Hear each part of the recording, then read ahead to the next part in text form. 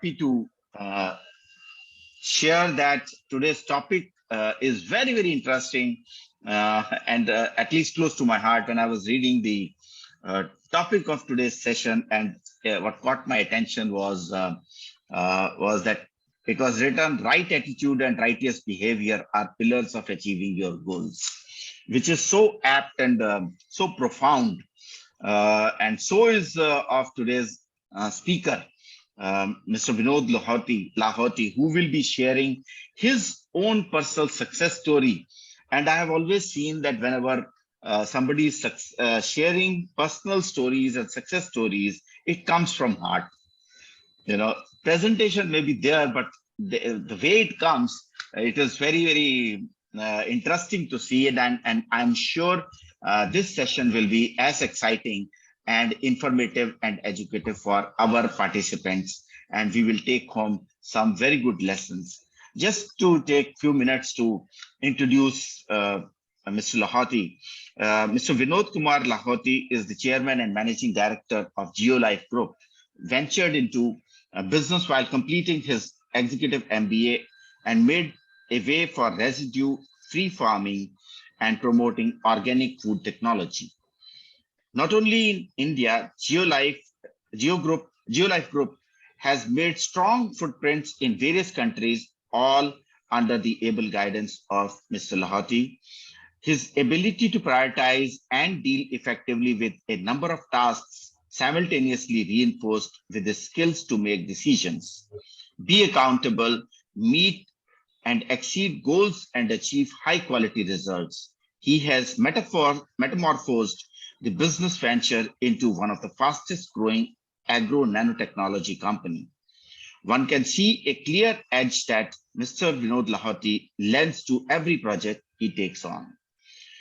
He firmly believes in promoting organic inputs to achieve residue-free food and hence increase yields all through organic means.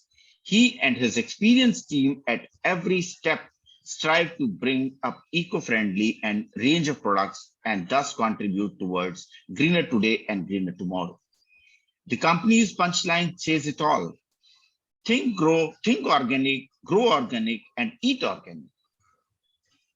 GeoLife today has a strong presence felt across 22 states of the country, and if this is less, have a look at how exponentially he has taken the company forward at the international front level as well. GeoLife wins award for Best Company for Bioinputs in 2021. Congratulations, sir, for that. Awarded by Agriculture Today Group at Eco Agriculture Revolution. GeoLife has tie-ups with companies in different continents. Seeing his contributions, Mr. Lahoti has been conferred with Bharat Jyoti Award in 2017, Most Influential Rural Marketing Award, and recognition for contribution to community in USA. 2014 and other international awards for achieving business success and his contribution to social welfare in a short span. A gentleman at heart, which I could see in 5 minutes when I interacted with him. Mr. Lahoti started GeoLife Foundation to give back to the society and contribute in every big or small way he can. Mr. Vinod Lahoti is truly an inspiration for budding business entrepreneurs, as it is not only business nuances one can learn from him, but also how well he manages to strike a perfect balance between personal, professional, and social life is worth learning from him.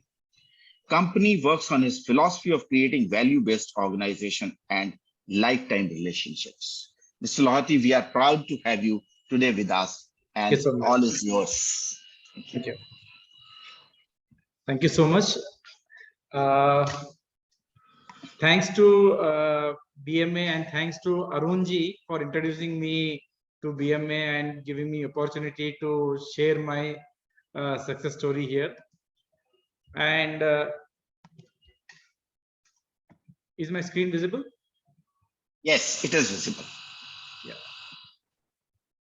So basically, I am from a very small town nearby Hyderabad in Telangana called Kodangal, and with a population of less than 10,000.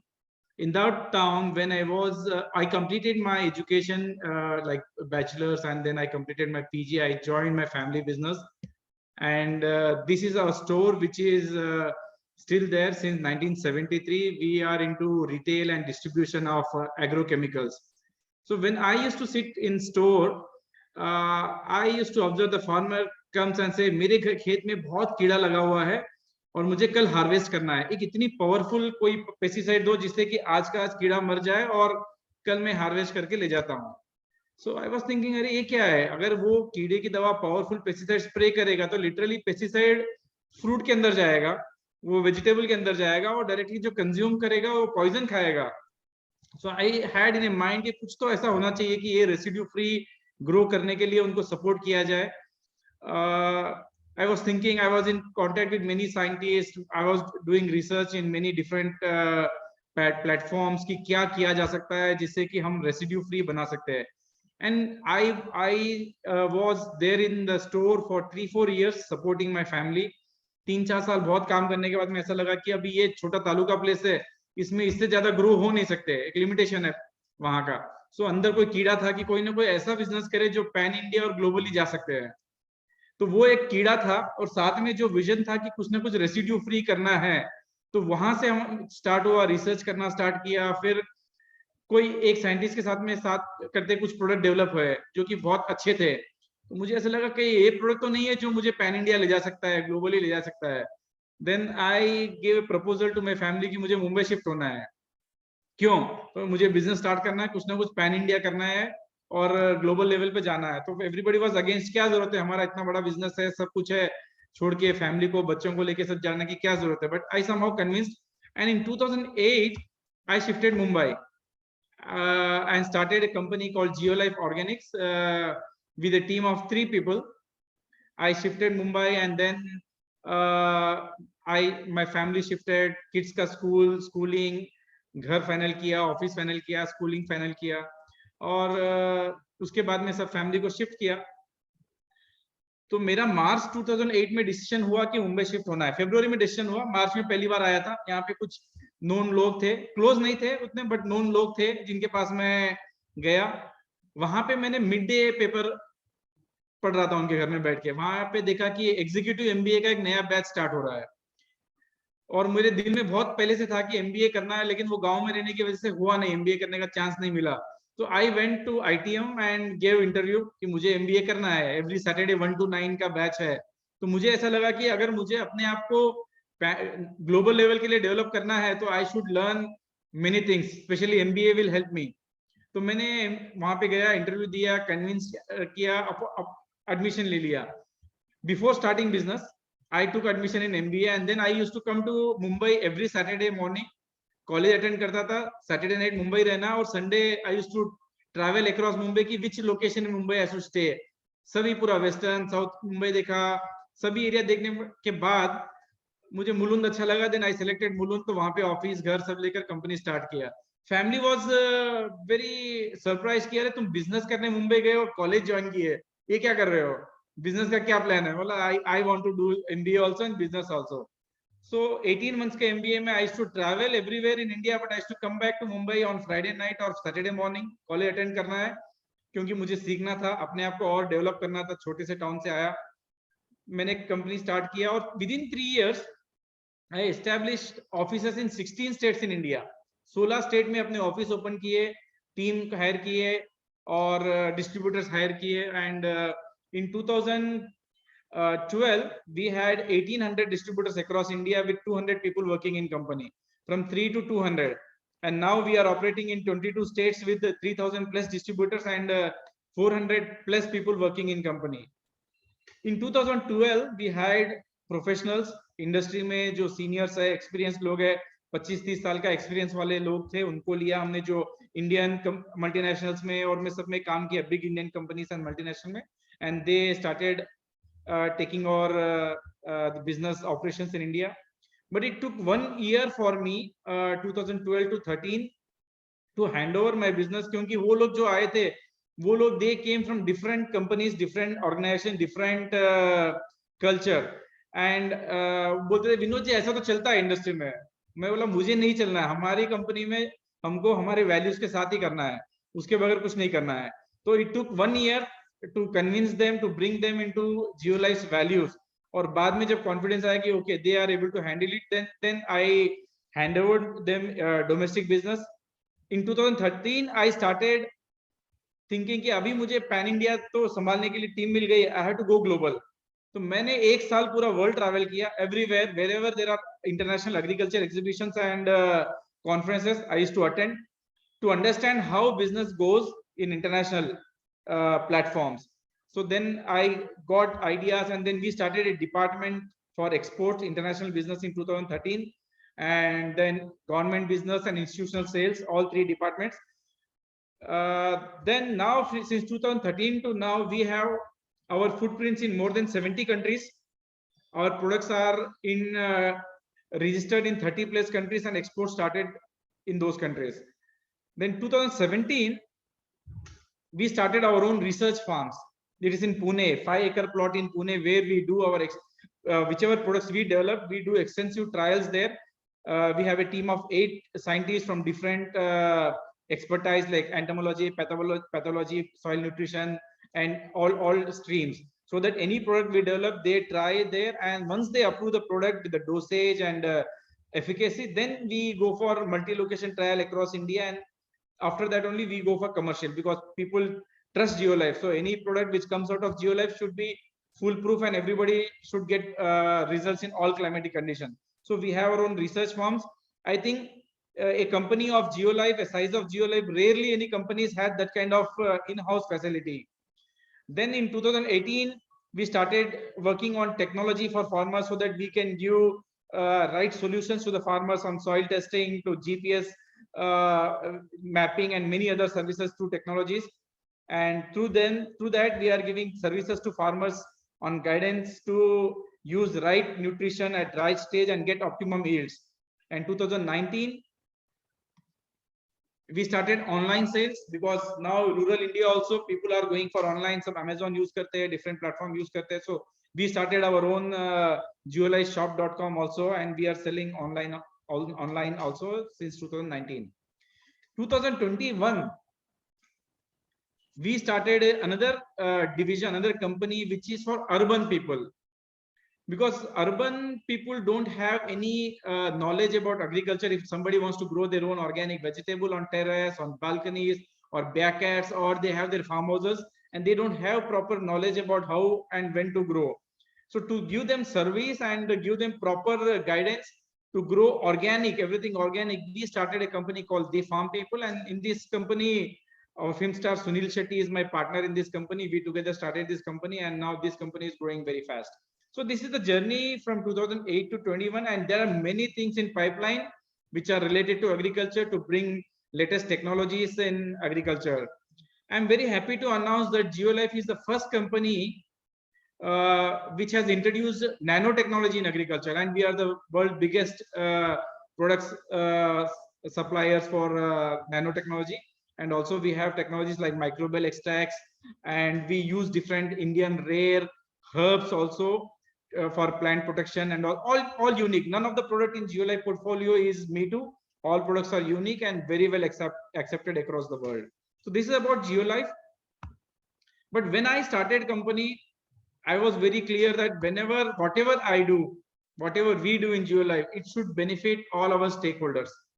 Either they are farmers, our dealers, our employees, our associates, our service providers, our suppliers, our clients, our family. Everybody should get benefit out of this organization. So everything, whatever policy we design, so that we make in such a way that everybody associated with us should get benefit, and they also should grow along with us. So this is the concept what we developed. That's why the first employee of Geolife is still with us. So people don't want to leave our company because of the culture, because of the respect they get in company, and the growth what they expect, and they are getting support from us. So they are all like family of Geolife. And when I started this company, everybody generally makes their own type vision. They have their own vision, like people plan their vision in terms of numbers कि इतना करोड़ का business करना है, इतना growth करना है, इतना profit करना है, इतना top level, bottom level. But I had a very clear vision about Geolife. So I wanted to start this company and establish a company which is value-based organization. So and where lifetime relations are created. Values means we should follow values, and whatever transaction we do in the company, that should be part of the values. हमको हमारे मूल्यों के बाहर कुछ नहीं करना है, गलत काम करके 1 रुपया भी नहीं कमाना है. Very clear about this. So I personally give training to all our team members across India regularly on this कि क्या करना है, क्या नहीं करना है, and I request them, because now there are more than 300 people who represent me and deal with different people, some with customers, some with suppliers, some with service providers. So I request them कि make sure कि एक भी ऐसा रुपया हमारी company के खाते में नहीं लाना है जो गलत तरीके से कमाया हो और किसी के और के हक का हो. We don't want to do that. So उसके बेस पे हम कंपनी चला रहे, and thanks to God we are growing very fast. And organization where lifetime relations are created, this is very important for me कि एक बार किसी के साथ संबंध बन गया तो वो रिलेशन कभी भी खराब नहीं होना चाहिए. तो आज हमारी कंपनी के साथ कितने लोग जुड़े, कितने एम्प्लॉइज भी ऐसे भी होते हैं जिनको कोई दूसरी अपॉर्चुनिटीज आते हैं, वो छोड़ के चले जाते हैं, बट रिलेशन कभी भी किसी के साथ खराब नहीं हुआ. In the process when we started company until now, it's natural that many people join, many people leave us, but relation when we go apart, we make sure कि हमारा रिलेशन कभी खराब नहीं होना चाहिए. उसके लिए हमको हमारा कुछ पैसा नुकसान भी हुआ चलेगा, लेकिन रिलेशन खराब नहीं होना. And because of this mindset, thanks to God कि मेरे पर्सनल लाइफ में बचपन से लेके आज तक एक भी आदमी ऐसा नहीं है जिनके साथ मेरा रिलेशन खराब है. नेदर मेरी फैमिली में, नेदर मेरे फ्रेंड्स में, मेरे रिलेटिव्स में, बिजनेस में. I invested in many companies, did many partnership. कुछ चले, कुछ नहीं चले, नहीं भी चला कोई चिंता नहीं है. जब क्लोज हुआ, मेक श्योर ऐसा करना चाहिए कि हमारा रिलेशन खराब ना हो. तो मेरा सोच ऐसा है कि रिलेशन मेंटेन करने के लिए I am ready to let down my ego. मैं किसी के साथ में झुकने के लिए तैयार हूँ. मेरा कुछ पैसा एक्स्ट्रा जाता है, नुकसान होता है, कोई चिंता नहीं है, लेकिन रिलेशन खराब नहीं होना. इस बेस पे मैंने कंपनी को भी चलाया है. पर्सनल जैसे सोचता हूँ उसी तरह ऑर्गेनाइजेशन में भी चलाया, और ऑर्गेनाइजेशन में भी आज किसी के साथ हमारे रिलेशंस खराब नहीं है. और मिशन कि हमारी कंपनी को एक वर्ल्ड में बेस्ट ऑर्गेनाइजेशन बनाया स्पेशलिटी न्यूट्रिशन के अंदर. तो इसकी जो विजन था, जो सोच था, मेरा मानना है कि अगर हमारा सोच सही है, हमारा विजन सही है, और उसके पीछे नीयत हमारी सही है, और हम मेहनत सही डायरेक्शन में करते हैं, तो सारी कुदरत हमको सपोर्ट करता है. सारे रिसोर्सेस खुद चल के आते हैं. इतने साइंटिस्ट अलग अलग वर्टिकल से हमारे पास जुड़े, फाइनेंस कहाँ से आया, कैसे आया, और जो इंफ्रास्ट्रक्चर डेवलप किया, जो ब्रांड डेवलप किया, हर चीज हमारे साथ जुड़ के आया. क्योंकि हमारी नीयत साफ थी, हमारा विजन क्लियर था, हमने उसके पीछे मेहनत किया लगातार, और आज जियोलाइफ वर्ल्ड में जाना जाता है एक स्पेशलिटी न्यूट्रिशन कंपनी के तौर पे. और हमारे वैल्यूज हमने खुद डिफाइन किया, जिसमें positivity, good karma, prosperity, inner power, love, ethics and purity leading to healthy and happy life. So मैंने खुद इन वैल्यूज को डिफाइन किया और प्रॉपरली डिस्क्राइब किया, और रेगुलर इनके ऊपर मेरी टीम को ट्रेनिंग देता हूँ कि क्या करना चाहिए, क्या नहीं करना चाहिए. इवन हेल्दी लाइफ के लिए हमने एक योगा टीचर को हायर किया, और एवरी संडे ट्रेनिंग होता है ऑल ओवर इंडिया की टीम का. तो लोग जुड़ते हैं, जूम के द्वारा ट्रेनिंग होती है, and they can practice whole week. ऐसे हर चीज पे पर्सनली मैं ट्रेनिंग करता हूँ. जब बिजनेस की बात आती है, अगर किसी बिजनेस को फास्ट ट्रैक ग्रोथ होना है, पीछे नहीं जाना है, तो मेरा एक्सपीरियंस जो रहा कि हमको एथिक्स को फॉलो करना बहुत जरूरी है. साथ साथ में अपना पर्सनल कर्म अकाउंट से ज्यादा, पर्सनल बैंक अकाउंट से ज्यादा हमको कर्म अकाउंट पे फोकस करना चाहिए. कर्म अकाउंट अगर हमारा सही है तो बैंक अकाउंट हमारा फॉलो करेगा. ये मैंने बहुत अच्छी तरह से एक्सपीरियंस किया, और उसी के बेस पे भगवान की कृपा से आज हमारी कंपनी बहुत फास्ट ग्रो हो रही है सभी एंगल से, और कहीं पे हमारा रिवर्स गियर नहीं पड़ता है. तो इसको मैं थोड़ा डिस्क्राइब करना चाहूंगा, लोगों को बताना चाहूंगा कि कर्म अकाउंट क्या है, what is karma, what is karma account, and how it applies into our business. अगर ये चीज अगर कोई समझ गए अपनी लाइफ के अंदर, चाहे बिजनेस हो, जॉब हो, प्रोफेशन हो, या पर्सनल लाइफ हो, अगर इस चीज को प्रॉपर समझ गए, तो कभी there is no reverse gear. हम कभी भी पीछे नहीं जाएंगे. जनरली तो कोई आगे बढ़ते हैं, सक्सेस हुए, फिर फेल हो गए, सक्सेस हो गए, फेल हो गए, फिर नुकसान हो गया. क्यों होता है, उसके पीछे रीजन क्या है, उस चीज को हम जानेंगे. तो आप लोग, अगर आपके पास नोट पैड अगर कुछ हो तो आप नोट कर सकते हैं, अगर जो भी पॉइंट आपको अच्छा लगा. और लास्ट में अगर क्वेश्चन पूछना चाहते हैं तो आप लोग पूछ सकते हैं. We are here to discuss on it. So let's understand what is karma. कर्म क्या है. कर्मा मीन्स एक्शन, मतलब एवरी क्रिया, whatever we do in a whole day, everything is a karma. Karma can be our thoughts and intention, जैसे हमारे विचार है, हमारे इरादे हैं, वो सब कर्म है. हमारे बोलना, हमारे शब्द, हमारे word, speech, everything is a कर्म. हमने जो भी बॉडीली एक्शंस किया है, शारीरिक क्रिया किया, हर चीज एक कर्म. मतलब दिन भर में सुबह से लेकर शाम तक हम जो भी करते हैं, everything is a karma. And everything is recorded in our karma account. जो भी हम सोचते हैं, बोलते हैं, करते हैं, everything is recorded in our karma account. And उसके हिसाब से ही हमको आगे हमारा फ्यूचर मिलता है. और वो रिकॉर्डिंग होता है हमारे थॉट प्रोसेस के प्लेस में ही. मतलब हमने सोचा किसी के बारे में, अच्छा बुरा रिकॉर्ड हो गया. अगर हमारी सोचने की इंटेंसिटी ज्यादा होती है, तभी हमारे मुंह से गलत शब्द निकलेंगे. मतलब वो इंटेंसिटी कितनी है, वो इंटेंसिटी के जगह प्लेस पे हमारे कर्म अकाउंट में एंट्री हो जाता है. और हम अगर हमारी इंटेंसिटी ज्यादा है, और ज्यादा, बहुत ज्यादा अनकंट्रोलेबल गुस्सा हुआ, कोई किसी को मारेगा, करेगा, तो वो मारने का, करने का, हमारी जो इंटेंसिटी है उसके हिसाब से हमारे कर्म अकाउंट में रिकॉर्ड हो जाता है. और जैसे कर्म अकाउंट में रिकॉर्ड होगा, उसके हिसाब से हमारा फ्यूचर में वो हमारे साथ होगा. जैसा किया वैसा फल मिलना निश्चित है. ये कैसे है, ये कैसे ऑपरेट होता है, उसको जानेंगे हम. तो एवरी कर्म इज ए सीड. इसको समझिए कि every karma, whatever we do in a whole day, every minute, every second, whatever think, whatever we do, whatever we say is a seed. हमने अपने बारे में, लोगों के बारे में जो भी बोला, सोचा, किया, हर चीज एक बीज है. वो बीज जाएगा और कभी ना कभी उस बीज से एक पौधा निकलेगा, एक पेड़ बनेगा. उसका जो फल आएगा वो सिर्फ हमको ही खाना है. अच्छे कर्म किए तो अच्छा फल आएगा, अच्छा सीड जाएगा. बुरे कर्म करेंगे तो बुरा सीड आएगा. एग्जाम्पल के तौर पे, अच्छा हम कम कर्म किया, हमने किसी के लिए भी अच्छा सोचा, अच्छा बोला, तो वो समझिए कि एक आम का बीज हमने डाल दिया. फ्यूचर में कभी ना कभी एक अच्छा आम का फल आएगा, और वो आम का फल हमको खाने को मिलेगा, हमको ही खाना है. और हमने कभी बुरा किया, वो एक नीम का बीज की तरह है. उसका बड़ा पौधा बनेगा, पेड़ बनेगा, नीम का फल आएगा, और वो फल हमको ही खाना है. क्योंकि ये कर्म का है, सिर्फ हमको ही खाना. अगर हमने बाहर कोई पेड़ लगाया, पौधा लगाया, तो उसका जो फल आएगा वो हम भी खाएंगे, हमारे नेक्स्ट जनरेशन भी है वो भी खाएंगे. लेकिन ये कर्म का जो फल है ना, उसको हमको ही खाना है. आज नहीं, कल सिर्फ हमको खाना है. अगर इस जन्म में नहीं खाएंगे तो अगले जन्म में हमको खाना पड़ेगा. इसको और कोई खा नहीं सकता. तो सोचिए कि एक नीम का बीज हमने बोया है, उसका नीम का पेड़ आया है, और उसका इतना सारा फल आया, नीम का फल, कड़वा फल, और सिर्फ हमको खाना है. तो क्या इम्पैक्ट होगा, उस हमारे ऊपर क्या हाल होगा हमारा. तो हर क्षण, हर पल हम जो सोचते हैं, बोलते हैं, करते हैं लोगों के बारे में, कैसा बीज बो रहे हैं, अच्छा बीज, नीम का बीज या आम का बीज, वो डिपेंड करेगा, वैसा ही फल आएगा. और कभी कभी मतलब इंटेंसिटी के हिसाब से उतना तीव्रता वाला फल आएगा. तो नीम का जनरली क्या होता है, नीम ऑयल बनता है, और वो पीपीएम के तौर पे कॉन्सेंट्रेशन होता है. उदाहरण के तौर पे कि अगर हमने किसी को थोड़ा सा बुरा सोचा या बोला, तो हमको जो नीम का जूस पीना पड़ेगा वो 300 पीपीएम का रहेगा. और किसी का ज्यादा बुरा किया, 1500 पीपीएम, और ज्यादा तकलीफ दिया, 3000, 10,000, 50,000 पीपीएम में. उसी तरह अगर आम का देखते हैं हम, तो हमने किसी का जैसा बीज बोया वैसा हमको फल मिलेगा. वो हो सकता है अल्फांसो, हो सकता है बंगनपल्ली, हो सकता है रसाल, हो सकता है केशर, नीलम, दशहरी, मलगोबा, तोतापरी. Depending on the variety, kind of intensity we have given positivity to others, we will get the fruit. तो एक एग्जांपल के तौर पे, लेकिन खाना सिर्फ हमको ही है, इस जन्म में हो, अगले जन्म में हो.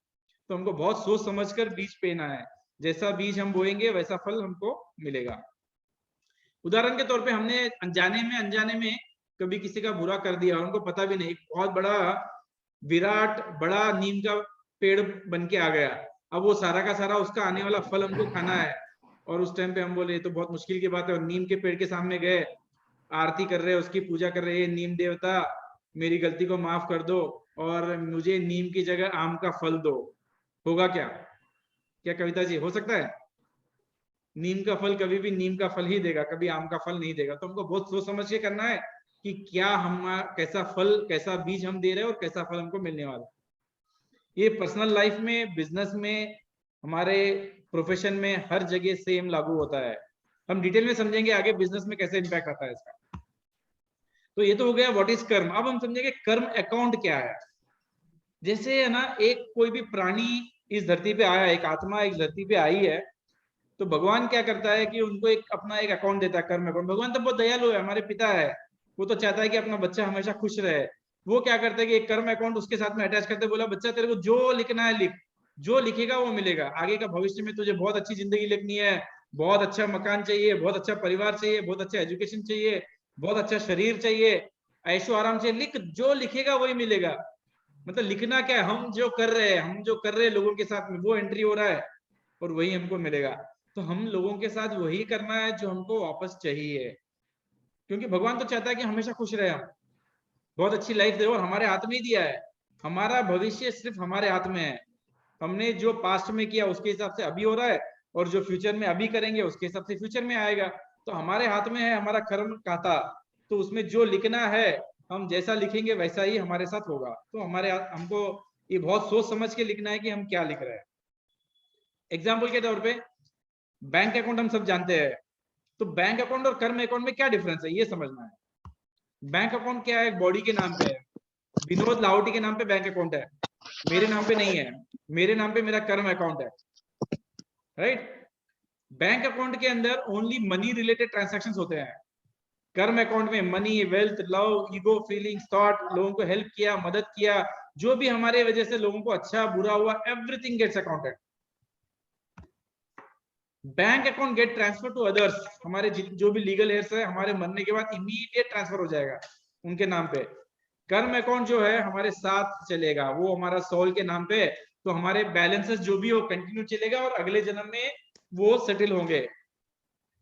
बैंक अकाउंट के लिए एक से ज्यादा लीगल हेयर्स हो सकते हैं, लेकिन कर्म अकाउंट सिर्फ हमारा है, सिर्फ हमको ही मिलेगा। एग्जाम्पल के तौर पे मैंने अपनी जिंदगी में पूरी जिंदगी लगा दी मेहनत करके, सब करके, फैमिली को टाइम दिया नहीं दिया, अच्छा बुरा काम करके बैंक अकाउंट को बढ़ाने की कोशिश की, प्रॉपर्टीज बनाई, कंपनीज बनाई, इन्वेस्टमेंट किया यहाँ वहां, ये प्रॉपर्टी वो प्रॉपर्टी, ज्वेलरी, सब चीज किया। ये सब मेरे नाम पे है क्या? इसमें इतना क्या क्या चीज है जो मेरे साथ चलने वाला? If I leave this body, मेरे साथ इसमें क्या चलेगा? एक भी चीज नहीं, एक भी चीज मेरे नाम पे नहीं है। सब विनोद लाहौटी के नाम पे, बैंक अकाउंट भी विनोद लाहौटी के नाम पे, प्रॉपर्टी भी विनोद लाहौटी के नाम पे, कंपनी भी विनोद लाहौटी के नाम पे, सब चीज विनोद लाहौटी के नाम पे, मेरे नाम पे कुछ भी नहीं है। और वो विनोद लाहौटी के नाम पे भी जब तक रहेगा जब तक मैं विनोद लाहौटी के अंदर हूँ।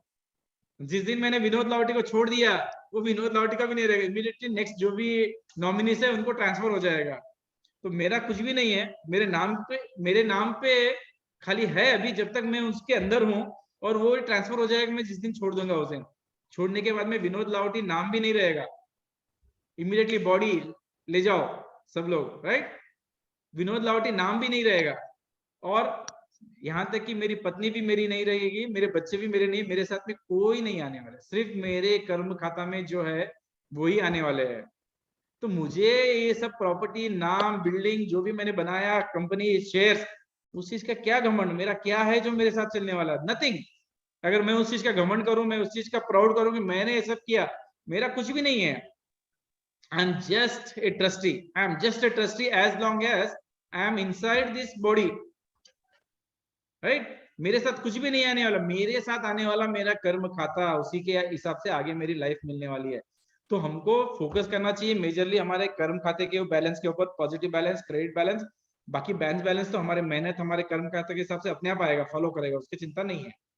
ये चीज मैंने अपने लाइफ में ऑब्जर्व किया, एक्सपीरियंस किया, और हमारी सारी टीम मेंबर्स को भी ट्रेन किया, हमारे डीलर डिस्ट्रीब्यूटर्स को ट्रेन किया, and they are now feeling the difference.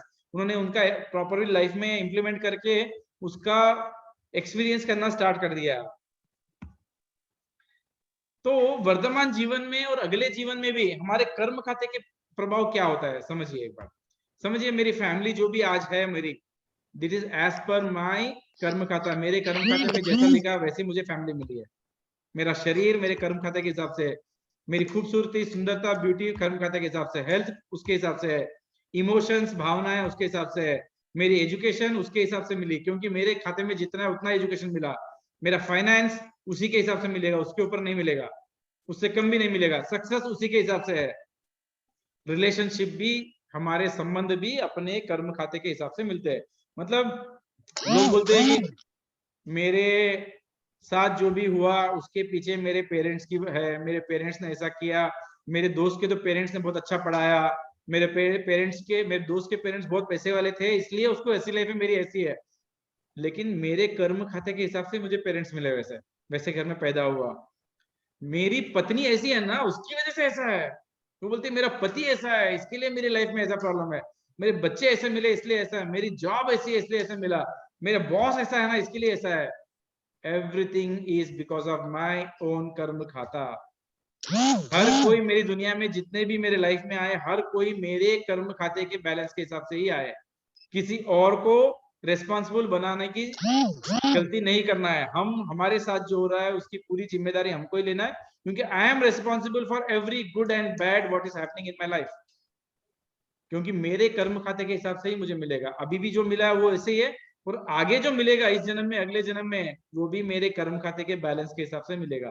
तो मुझे कैसा वाला बैलेंस डालना है वो सोचना बहुत जरूरी है उसके लिए। Account settlement with everybody is must. हमारी जिंदगी में बचपन से लेके आज तक जितने लोगों के साथ संबंध बना, जितने लोगों के साथ हमारे रिलेशनशिप थे, जितने लोगों के साथ हमारी भावनाएं थी, जितने लोगों के साथ हमारी मुलाकात थी, बातचीत थी, हर एक के साथ में हमने उनको जो दिया अच्छा या बुरा, हमारा अकाउंट बन गया उनके साथ में। और वो अकाउंट कभी ना कभी सेटल होना मस्ट है, कभी ना कभी वो घूम के फिर के आएगा, और जैसा हमने दिया वैसा वापस आना निश्चित है, वो चुकेगा नहीं। इस जन्म में नहीं तो अगले जन्म में वो मिलना निश्चित है, कभी मिस नहीं होगा वो। तो हमको ये ध्यान रखना है कि जितने लोगों से हम मिल रहे हैं, आज भी हम यहाँ पे कुछ लोगों को देख पा रहे हैं, मिल पा रहे हैं, हम उनके लिए जो सोच रहे हैं, जो भावनाएं दे रहे हैं, जो फीलिंग्स दे रहे हैं, हर चीज उनके साथ में हमारे अकाउंट बन गया है, उनके साथ में अकाउंट में बैलेंस जा रहा है। तो हर एक इंसान से दिन भर में सुबह से शाम तक हम मिलते हैं, सोचते हैं, करते हैं। हमारे घर में कितने लोग हैं, हमारे परिवार के कितने लोग हैं, हमारे सर्विस प्रोवाइडर्स है, फ्रेंड्स है, कलीग्स है, हर एक को हम जो दे रहे हैं मन के अंदर सोच कर भी, तो वो एक कर्म अकाउंट बन गया। उसका रिटर्न हमको कभी ना कभी मिलना है, वो निश्चित है, चुक नहीं सकता। ये नेचर का बना बनाया नियम है और सबके ऊपर लागू होता है। उसी तरह सबसे इंपॉर्टेंट मनी है, मनी पे भी कर्म खाता का सेम इक्वल इफेक्ट होता है। हमको ये ध्यान रखना जरूरी है कि हम कैसा पैसा लाए, गुड मनी बैड मनी। आज तक दुनिया में कोई भी गलत तरीके से गलत पैसा कमाया हुआ अच्छे काम के लिए इस्तेमाल नहीं कर पाए। इट्स अ बिग स्टेटमेंट, नहीं कर पाएगा।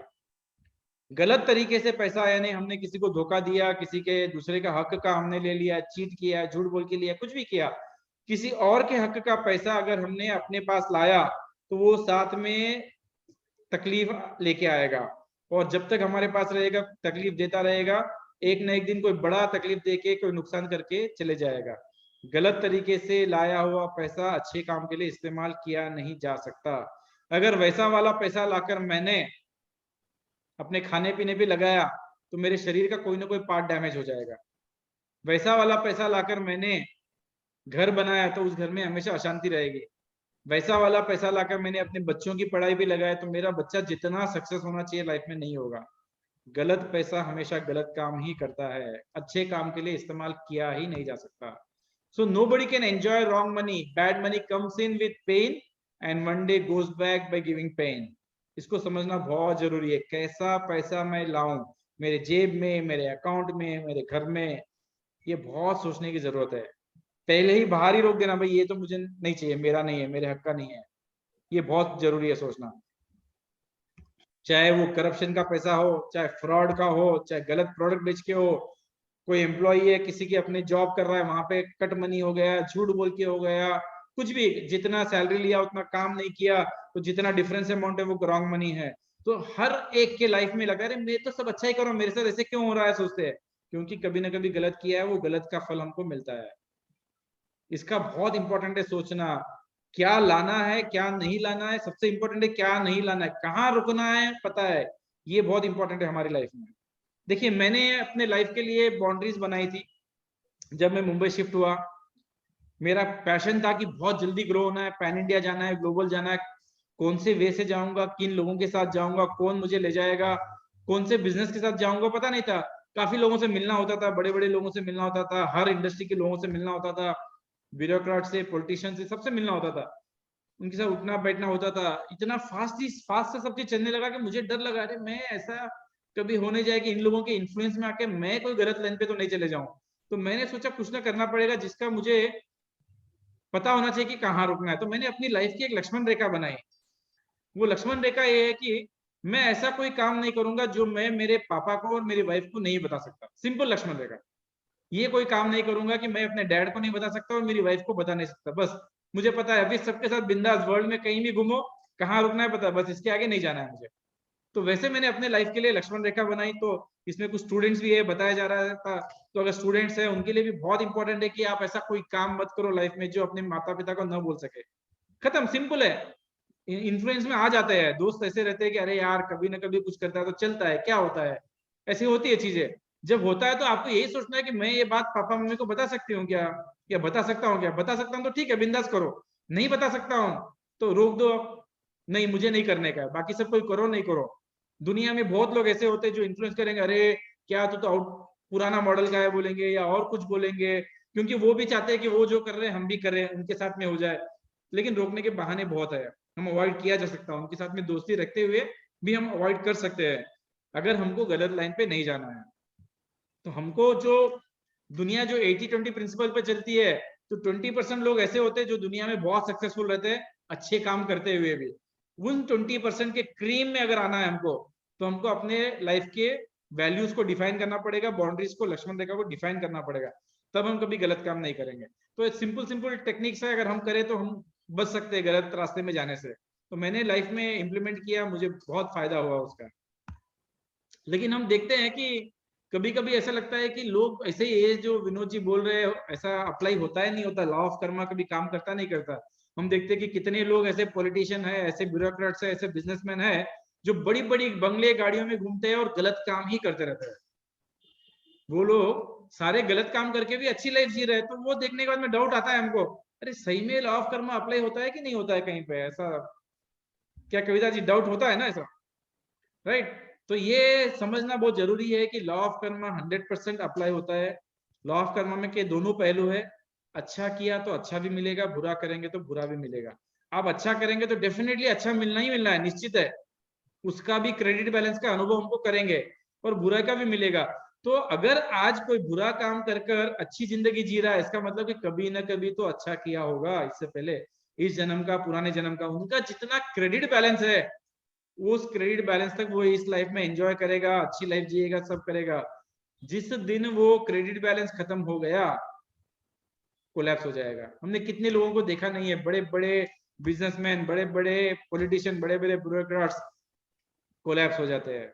तो उनका जब क्रेडिट बैलेंस खत्म हो जाएगा अच्छाई का, तो बुराई वाला भी उनको अनुभव करना पड़ेगा, वो चुक नहीं सकता। वो कब खत्म होगा, इस जन्म में होगा, आगे होगा, और 10 साल बाद होगा, it depends on their personal Karma account. कितना पॉजिटिव बैलेंस उनके पास है उसके ऊपर डिपेंड करेगा, लेकिन होना निश्चित है। तो ये कभी गलत फहमी में नहीं रहना है कि बुरा करके भी अच्छी जिंदगी जी सकते हैं। अच्छाई का उनको अच्छा मिल रहा है तो बुराई का भी बुरा फल मिलना निश्चित है, चाहे कोई भी हो उस जगह पे।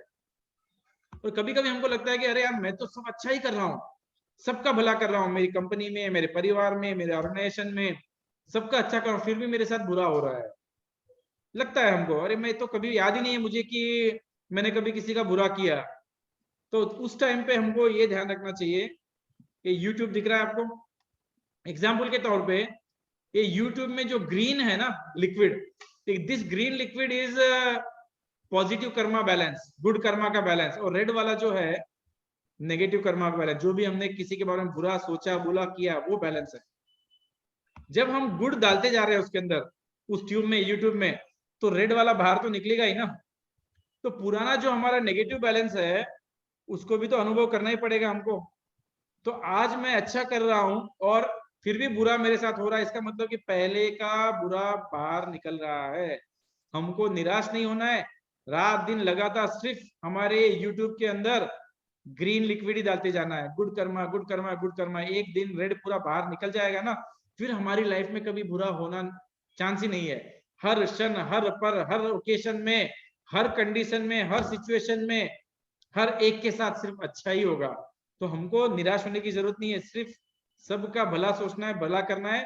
बीच में अगर बीच बीच में रेड भी डालेंगे, ग्रीन भी डालेंगे, तो बीच बीच में रेड ग्रीन निकलता रहेगा।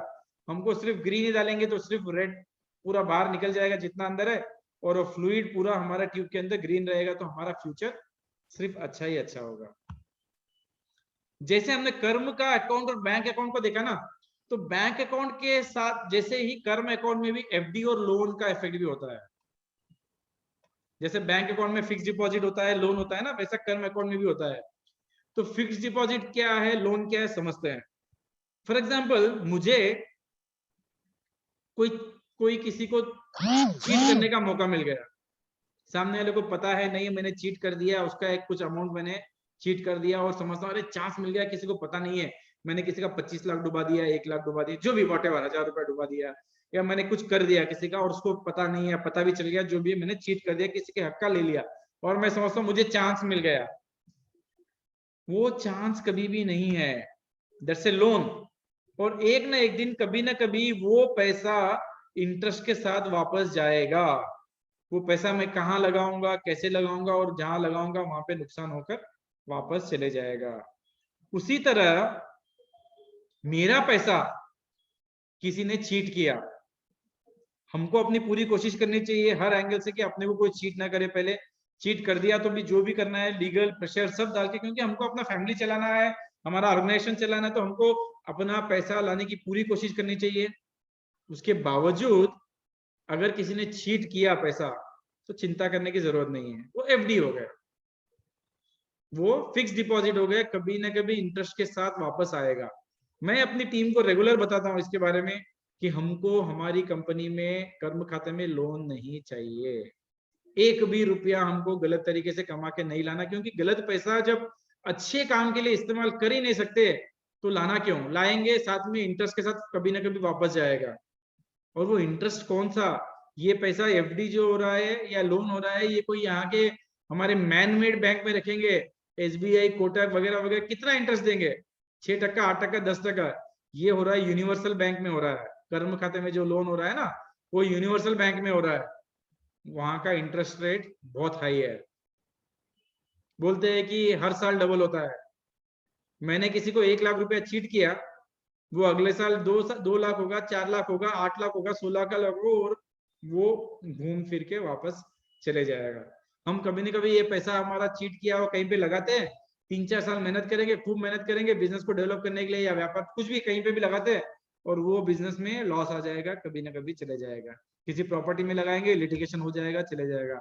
ऐसे होके हमारा पैसा जाना निश्चित है। तो मेरी कंपनी को वेरी क्लियर टीम को बोला है कि हमको कभी भी 1 रुपया भी गलत तरीके से कमाकर नहीं लाना है, इसका पूरा ध्यान रखना है। और हमारा पैसा भी कोई चीट ना करे, उसका पूरा ध्यान रखना है। कभी कोई एम्प्लॉय हो या कोई हमारे डीलर डिस्ट्रीब्यूटर हमारा पैसा भी न डुबाए, क्योंकि ऑर्गेनाइजेशन हमको चलाना है, तो पूरी कोशिश करना चाहिए कि हमारा पैसा लाए। हमारे कंपनी में लीगल डिपार्टमेंट है, सब है, सारी कोशिश करने के बाद में भी अगर किसी ने डुबा दिया तो खुश होना है, चलो भाई एफडी हो गया हमारा। दुख तो किसी भी कंडीशन में नहीं होना है। उदाहरण के तौर पे बोलता हूँ कि मेरी कंपनी में जब मैंने स्टार्ट किया कंपनी 2008 में, 3 लोगों से स्टार्ट किया। कंपनी का नाम नहीं था, ब्रांड नहीं था, कुछ नहीं था, कोई जानते नहीं, तो अच्छे लोग जुड़ते नहीं थे। और मुझे था कि अंदर कीड़े थे, I don't know which kind of कीड़ा था, कि पूरे इंडिया में फास्ट बिजनेस डेवलप करना है, एस्टेब्लिश करना है। तो उस चक्कर में जो मिला सही, जैसा आदमी मिला हमको उनको ले लेते थे, चलो भाई कोई ना कोई आ गया, उनको लिए, उनसे काम चालू करे। मिला तो सही, थैंक्स टू गॉड आदमी मिला, उससे काम चालू किया। तो ए कैडर के लोग मिलते नहीं तो बी कैडर सी कैडर के लोग मिलते थे, उनसे हमने काम चालू किया। वो लोग आते थे तो वैसे ही हमारे मार्केट में अच्छे बड़े डीलर डिस्ट्रीब्यूटर भी हमको नहीं लेते थे। हमारे नया कंपनी है, पता नहीं कैसा रहेगा प्रोडक्ट जो भी है, तो हमको जो मिले बी कैडर सी कैडर के डीलर से भी काम चालू किया। बाद में धीरे धीरे रिजल्ट्स आने चालू हो गए, अच्छे हो गए, तो फिर बाद में अच्छे लोग भी ज्वाइन होना चालू हो गए, बड़ी बड़ी कंपनी से लोग जुड़ रहे हैं, और बड़े बड़े अच्छे डिस्ट्रीब्यूटर भी हमारे साथ जुड़ने चालू हो गए। लेकिन जब शुरू में हमने काम चालू किया, लोग गलत लोग भी आए, अच्छे लोग भी आए।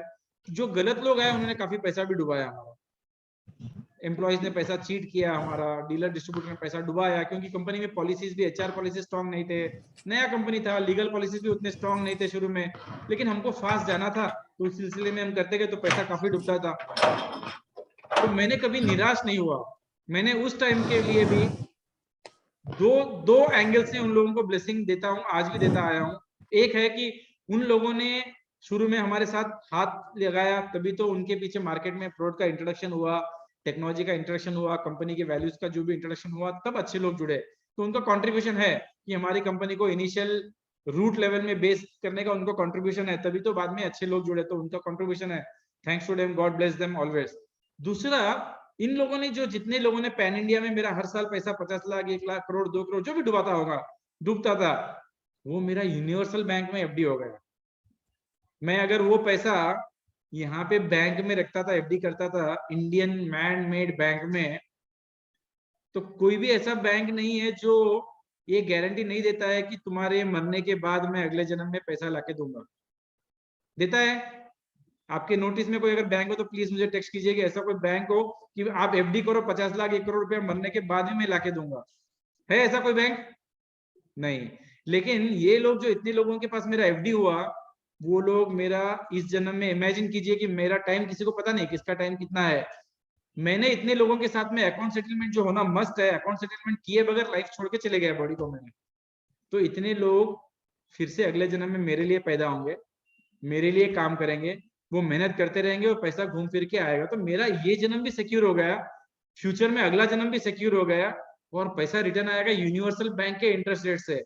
तो दोनों एंगल से उनको थैंक्स बोलना चाहिए, गॉड ब्लेस देम, कि उन्होंने जो कंट्रीब्यूट किया मेरा एफडी होने का यूनिवर्सल बैंक में, और साथ साथ में मेरा एस्टेब्लिशमेंट में सपोर्ट करने के लिए। तो दुखी होने का कोई सवाल ही नहीं है।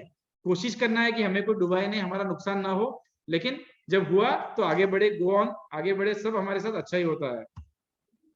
तो इस हिसाब से मैंने अपनी लाइफ को डिजाइन किया, और मेरा मानना है कि बुरा वक्त खुददार होता है, बिना निमंत्रण के नहीं आता। अगर हमारी लाइफ में अगर कोई बुरा टाइम आया है तो हमने कभी ना कभी उसका इनविटेशन दिया होगा, तभी तो आएगा, नहीं तो नहीं आएगा। ये हमको कभी भी इनविटेशन नहीं देना है सर। ये इनविटेशन यानी हमने कभी किसी का बुरा सोचा, बोला, किया, तो हमारे साथ में होना निश्चित है। हमको बचपन से हमने देखते आए कि हमको बड़े लोग समझाते हैं कि बुरा नहीं करना है, तो बच्चा अच्छा करेगा तो स्वर्ग में जाएगा, बुरा करेगा तो नरक में जाएगा, बराबर हम लोग सुनते आए सर। लेकिन आज तक कभी हमने किसी को ऐसा कोई कंट्री या कॉन्टिनेंट देखा है, या ऐसा कोई स्पेस में ऐसी कोई जगह देखी है जो स्वर्ग और नर्क के लिए मानी जाती है, जो स्पेसिफिकली डिजाइन किया हुआ है? ना नासा ने देखा होगा, ना किसी को आज तक तो नहीं मिला स्वर्ग और नर्क के लिए कि अच्छा करेंगे तो वहां जाके रहोगे, बुरा करेंगे तो वहां जाके रहोगे। मेरा मानना है कि स्वर्ग और नर्क यहीं पे है। अच्छा करेंगे तो हमको अच्छी लाइफ मिलेगी, बुरा करेंगे तो हमको बुरी लाइफ मिलेगी। आज किसी का भी तख्ता पलटने में टाइम नहीं लगता है। इसी जन्म में भी हमारी लाइफ कैसी है, कैसी हो सकती है, अगला जन्म तो कैसे है, कैसे घर में पैदा होंगे, कैसा मिलेगा, सब हमारे ऊपर डिपेंड है। हमको हमेशा भगवान का शुक्रिया करना चाहिए कि अगर हम अच्छी लाइफ जी रहे हैं, आज हम अच्छा सब कुछ खा पी रहे हैं, अच्छे रह रहे हैं, इंटरनेट यूज कर रहे हैं, जूम के द्वारा कहाँ बैठे कहाँ से हम काम कर रहे हैं, तो कुछ ना अच्छी लाइफ जिए हम लोग, राइट। तो हमको ये देखना है कि ऐसा कभी हमारे साथ ना हो कि हमारे साथ इतना बुरा हो, नर्क देखने का टाइम ना आए। सब हमारे कर्म खाते पे डिपेंड करेगा कि हमको कैसी लाइफ मिले। हम लोग पूरी अपनी जिंदगी इस बॉडी वाली जिंदगी का प्रमोशन और डिमोशन पे लगाते आए हैं कि अरे मुझे प्रमोशन कैसे मिलेगा, क्या करूंगा तो प्रमोशन मिलेगा, क्या करेगा तो डिमोशन मिलेगा, इस बॉडी वाली जिंदगी का पूरी जिंदगी में।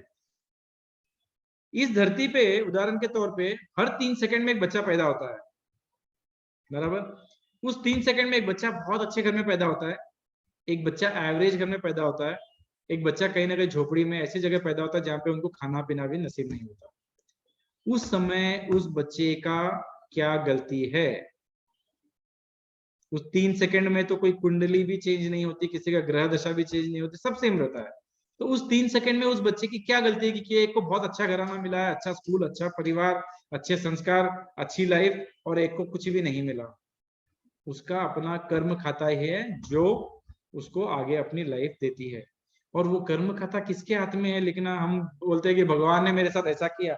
भगवान कभी किसी का बुरा करता ही नहीं है, वो तो इतना दयालु है, करुणामयी है, वो तो चाहता है कि मेरा हर बच्चा खुश रहे। उन्होंने अपने हाथ में दिया कर्म खाता, तू जैसा लिखेगा वैसा फल पाएगा। हमको कैसा लिखना चाहिए?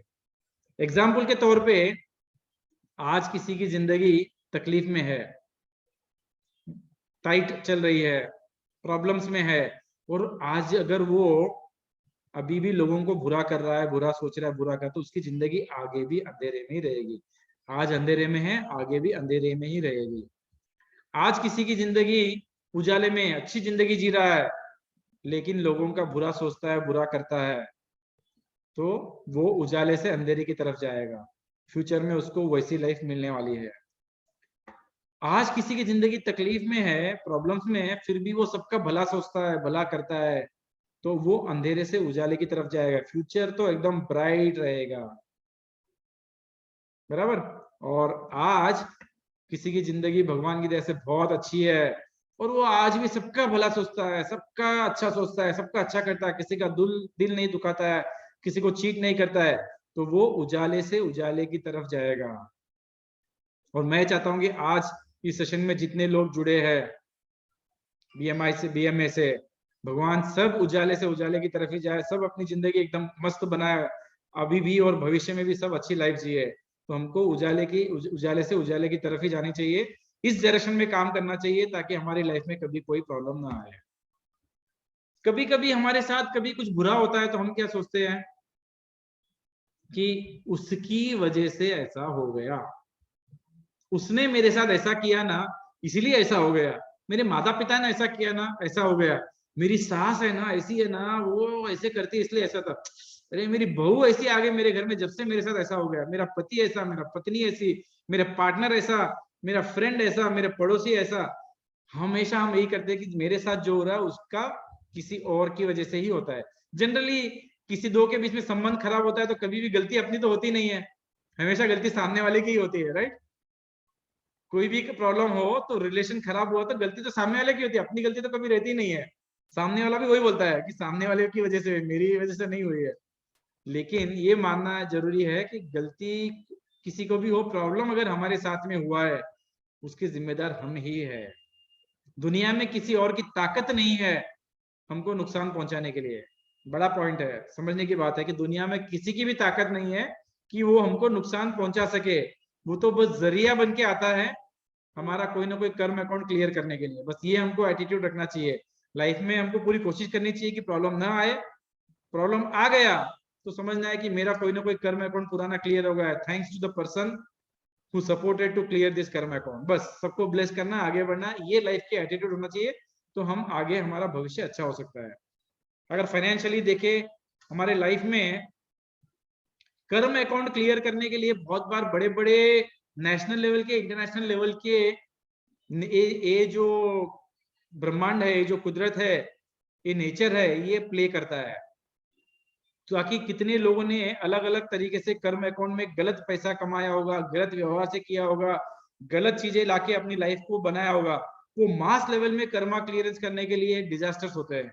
जैसे हमने देखा कि रियल एस्टेट बूम एग्जाम्पल, 5,000 की जमीन 25,000 गई, 25,000 से 5 लाख गई, 25 लाख गई, वो 5,000 रुपए एकड़ की जमीन 25 लाख तक गई और बाद में कोई खरीदने वाला नहीं है।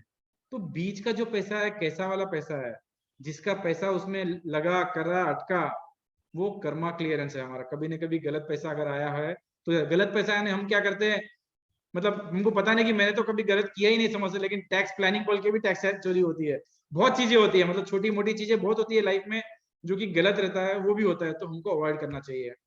स्टॉक मार्केट में होता है, कई बार लगा है, मार्केट गिर गया, पैसा चले जाता है। डिमोनेटाइजेशन एग्जाम्पल है, मास लेवल में कितने ही लोगों का नुकसान हुआ है। मैं मेरा रेगुलर बिजनेस के तौर पे वर्ल्ड वाइड घूमना होता है, अभी कोविड के पहले तो हर महीना 1-2 कंट्री जाना होता था। तो मैं जहां भी जाता हूँ वहां के हमारे डिस्ट्रीब्यूटर पार्टनर के साथ बैठता हूँ, तो वहां की कंडीशन समझता हूँ कि वहां पे कैसा होता है हर एंगल से कर्म अकाउंट का, और डिजास्टर्स कैसे हो रहे क्या। और हर कंट्री में कोई ना कोई नेशनल लेवल के डिजास्टर्स होते हैं जिससे कि बड़े लेवल में कर्म क्लियरेंस होता है, नुकसान होता है लोगों को। हमारे पास अभी कोविड आया, ग्लोबल लेवल में लोगों को नुकसान हुआ, और नेचुरल डिजास्टर्स आते हैं उसमें भी जाते हैं, कई बार लोगों का नुकसान होता है। कई बार ऐसा था कि छोटे छोटे लेवल में होता है, मैंने कभी एक 25-50 लाख रुपए लाए, गलत किसी प्रोजेक्ट में लगाया, 3-4 साल मेहनत किया उसमें, प्रोजेक्ट फेल हो गया, पैसे चले गए। समझते हाँ मैंने कोशिश किया, चला नहीं, ठीक है, लेकिन वो इसी नहीं चला क्योंकि हमारा उसमें गलत पैसा लगा हुआ। तो बिजनेस को कंटिन्यूअसली सक्सेस चाहिए, रिवर्स गियर नहीं चाहिए। तो हमको पूरा ध्यान रखना है कि हमारे बिजनेस में, हमारे परिवार में, हमारे घर में, हमारे पॉकेट में रॉन्ग मनी नहीं लाए, किसी और के हक का पैसा नहीं लाए, तो हम हमेशा उसको एंजॉय कर पाएंगे, कंटिन्यूअस सक्सेस मिलेगा। Our act is responsible for our result. यहाँ पे बंदा बैठा है, सोच रहा है कौन देख रहा है, मैं एक हाथ से किसी को कहीं पे नुकसान कर दिया, किसको पता है समझता, लेकिन वो घूम फिर कर कभी ना कभी वापस आएगा ही आएगा और इस पे गिरेगा। वो कब आएगा कैसा आएगा बोल नहीं सकते, depend on our karma account, हमारे ऊपर गिरना ही गिरना है, तो उनको वैसा कभी काम नहीं करना है। न्यूटन्स लॉ भी वही बोलता है For every action there is an equal and opposite reaction. It applies for कर्म account also. Law of Karma पे भी अप्लाई होता है कि गलत करेंगे तो हमारे साथ गलत होना निश्चित है, तो करना ही नहीं चाहिए.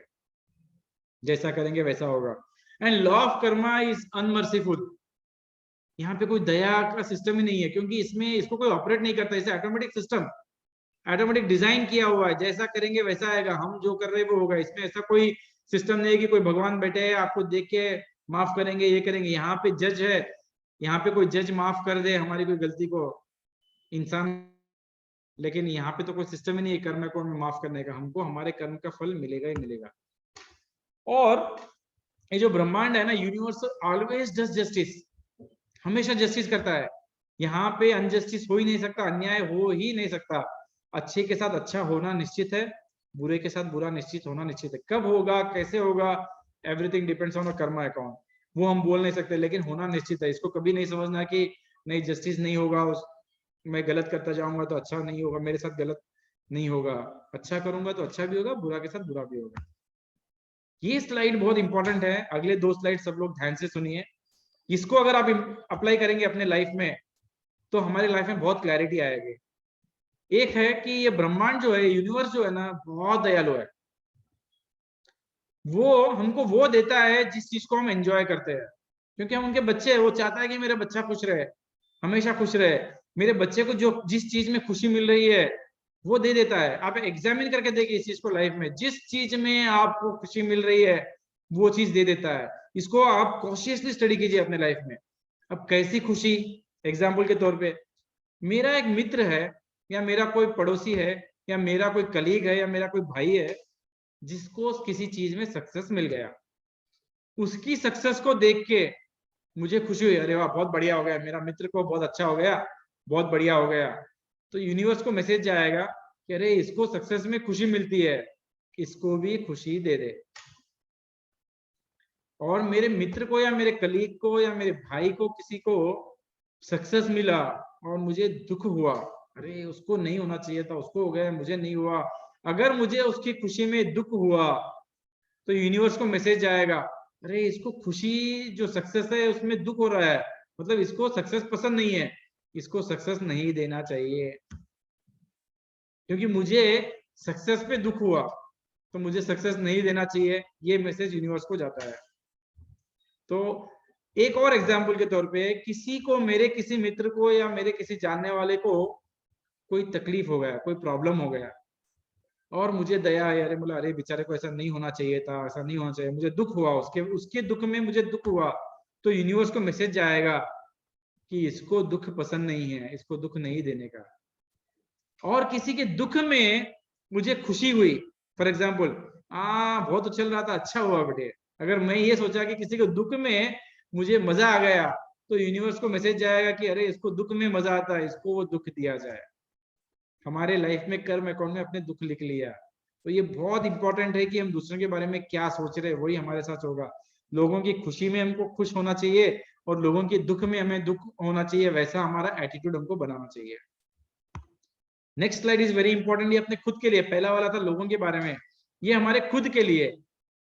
हमको भगवान ने अगर हमको कोई भी चीज अच्छा दिया, हमको कोई दुख नहीं दिया, उस दुख को इनवाइट नहीं करना चाहिए. इनवाइट कैसे होता है? फॉर एग्जाम्पल हमको किसी ने कोई फंक्शन पे बुलाया, कोई शादी में बुलाया, कोई किसी चीज में बुलाया, और हमारा जाना नहीं चल हो रहा है. जनरली लोग क्या बोलते, अरे मैं आना चाहता लेकिन मुझे बुखार आ गया यार, इसलिए नहीं आया, मेरी तबीयत ठीक नहीं थी इसलिए नहीं आया. जबकि तबीयत हमारी खराब नहीं थी, भगवान ने हमको तबीयत खराब नहीं किया था, हमने बोल दिया कि तबीयत खराब थी. भगवान बोलेंगे तथास्तु. हमने अपने अकाउंट में तबीयत खराब होना निश्चित लिख लिया है. कभी ना कभी तबीयत खराब होगी, कभी ना कभी बुखार आएगा, ये निश्चित है, क्योंकि हमने ही लिख लिया. जो तकलीफ हमको भगवान ने दिया नहीं वो हमने लिख लिया. अगर पैसे के मामले में आए, बिजनेस के मामले में आए, जनरली फॉर एग्जाम्पल कोई रिटेल में बैठे या कोई डील कर रहे हैं, एक प्रोडक्ट को 100 रुपया में ऑफर किया किसी को, जो कि हमको 80 रुपया में आ रहा है. कस्टमर आया, बोला कि बार्गेन कर रहा है, बोलता है मुझे 90 में दे दो. जनरली लोग क्या करते हैं, अरे इसमें कुछ नहीं मिलता, मुझे 95 में आ रहा है या 98 में आ रहा है, सिर्फ 2 रुपए मिल रहा है, इसमें मार्जिन नहीं है, ऐसे बोल के उसको टाल देते हैं. मैं कम नहीं करूंगा बोलते. कुदरत बोलता है, भगवान बोलता है तथास्तु. हमारा वो 2 रुपया का मार्जिन हम एंजॉय कर पाएंगे, बाकी 18 रुपए जो प्रॉफिट जो हमारा हक का था वो कहीं ना कहीं नुकसान में चला जाएगा, क्योंकि हमको जो मिल रहा था उसको हमने अपनी जबान से ही बोल दिया कि मुझे नहीं मिल रहा है, तो नहीं मिलेगा। इसका मतलब ये नहीं कि हमारे कस्टमर को बोले कि मुझे 80 में आ रहा है, फ्री में 100 से कम नहीं दूंगा। हमारा कॉस्टिंग बोलने की जरूरत क्या है? हमारे कस्टमर को बोले कि मेरा आखिरी प्राइस 20 रुपया 100 रुपया है, इससे कम नहीं दूंगा मैं। सिंपल, जस्ट थोड़ा सा फाइन ट्यूनिंग करना है, सेम चीज करना है। मैं शादी में आना चाह रहा था लेकिन कोई ना कोई रीजन से नहीं आ पा रहा हूँ, ये बोलने की जरूरत नहीं कि मैं बीमार हूँ। तो जो प्रॉब्लम हमको नहीं है उस प्रॉब्लम को नहीं बोलना चाहिए, नहीं तो हमको प्रॉब्लम मिलेगा। जो कमाई हमारी कमाने की थी वो 18 रुपए हमने खाली ऐसे ही बोल के घुमा दिया, नुकसान चले जाएगा, तो नहीं होना चाहिए। तो ऐसे छोटा छोटा फाइन ट्यूनिंग करेंगे हमारे सोच में, हमारे विचार में, हमारे बोलने में, तो हमारे लाइफ में सक्सेस अच्छा रहेगा, उस सक्सेस को हम एंजॉय कर पाएंगे। और सबसे इंपॉर्टेंट, अभी सब लोग सोच रहे हैं कि थियरी तो बराबर है लेकिन इसको कहाँ से स्टार्ट करें, कैसे अपने लाइफ में अप्लाई करें, कहाँ से शुरुआत करें। ये बहुत सिंपल स्लाइड है, यहाँ पे काफी लोग के कैमरास बंद है तो मैं देख नहीं पा रहा हूँ, लेकिन ये बहुत अच्छा टूल भगवान ने हमको फ्री में दिया है। सबके फेस पे है स्माइल। स्माइल एक ऐसी चीज है जो कि फ्री ऑफ कॉस्ट है, इसका पैसा भी नहीं लगता है, टैक्स भी नहीं लेते भगवान इसके ऊपर, राइट। तो स्माइल करते हुए हम कभी किसी के बारे में बुरा सोच सकते हैं कि आप लोग ट्राई कर सकते हैं, कुछ लोग अगर कैमरा ऑन करके बता सकते हैं तो बहुत अच्छा लगेगा मुझे। स्माइल करते हुए कोई किसी का बुरा सोच सकते हैं क्या? ट्राई करके देखिए प्लीज। स्माइल रखिए फेस पे, और आप जिसके बारे में आपको लगता है कि ये मेरा दुश्मन है, मेरा सबसे बुरा आदमी है, उसके बारे में बुरा सोच के बताइए। हो सकता है कविता जी? नहीं हो सकता है। सिर्फ स्माइल रखेंगे तो हम बुरा किसी का सोचेंगे नहीं, बुरा सोचेंगे तो नेगेटिव कर्म होगा नहीं, हमेशा अच्छा ही रहेगा। सिर्फ स्माइलिंग फेस रखने से हमारा कर्म खाता हमेशा पॉजिटिव पॉजिटिव रख सकते हैं। अब फॉरेन में जाइए, कभी कोई नया बंदा आपको लिफ्ट में भी मिलेगा ना, स्माइल देके विश करता है, और हम इंडिया में बोलते हैं मैं क्यों करूं, हम किसी को स्माइल करने में भी संकोच करते हैं, राइट। तो हमको स्माइल करने की आदत डालनी चाहिए, प्रैक्टिस करनी चाहिए, उससे हमारा नेगेटिव वाइब्रेशंस नहीं होगा और नेगेटिव कर्म होने की चांसेस बहुत कम है। उदाहरण के तौर पे हमारे शॉप पे, हमारे बिजनेस पे अगर कोई कस्टमर आया उसको हम स्माइल देके वेलकम करेंगे तो उनको अच्छा लगेगा, बोलेगा हाँ ये बहुत अच्छा शॉपकीपर है, इनके पास जाना चाहिए। हमारे एम्प्लॉयज है उनको स्माइल देके हम विश करेंगे, उनको अच्छा लगेगा और दो काम ज्यादा करेंगे। स्कूल में अगर टीचर स्माइल देके बच्चों को पढ़ाएंगे तो बच्चों के माइंड में अच्छा उतरेगा जो भी है। घर पे जब आते हैं हम दिन भर काम करके बाहर से थक के आते हैं, अगर हमारी फैमिली मेंबर्स, हमारी वाइफ अगर हमको स्माइल देके वेलकम करे तो हमारे दिन भर की थकान मिट जाती है। चाहे हम 2 घंटे लेट भी आओ, अगर वहां पे हमको गुस्सा आने की जगह, नाराजगी की जगह स्माइल देके वेलकम करे तो हमारे दिन भर की थकान मिट जाती है। और हम भी बाहर का जितना भी टेंशन है, जितना भी काम का है, सबको बाहर रखकर घर में जब एंटर होते हैं स्माइल देके एंटर होंगे तो उन सबको भी बहुत अच्छा लगेगा, घर का एटमॉस्फेयर बहुत अच्छा होगा, ओवरऑल खुशियां आएगी। बहुत सिंपल टूल है, इसको ऑप्टिमम लेवल पे यूज करना चाहिए। अगर ये यूज करेंगे तो नेगेटिव वाइब्रेशंस नहीं होंगे, नेगेटिव कर्मा अकाउंट होने के बहुत कम चांसेस है। अब बोल सकते हैं आपकी ये सब जो बोल रहे हैं सही है नहीं है, अप्लाई होता है नहीं होता है, कहाँ से आया है इतना सारा, सब चीज लॉजिक है नहीं, इसके बारे में हम थोड़ा जानते हैं कि कहाँ कहाँ इसका उल्लेख किया गया है। संस्कृत में Karma means action and deeds. In Quran, it is explained as whoever does a good deed, it shall be repaid tenfold, and whoever does evil, he shall be repaid tenfold.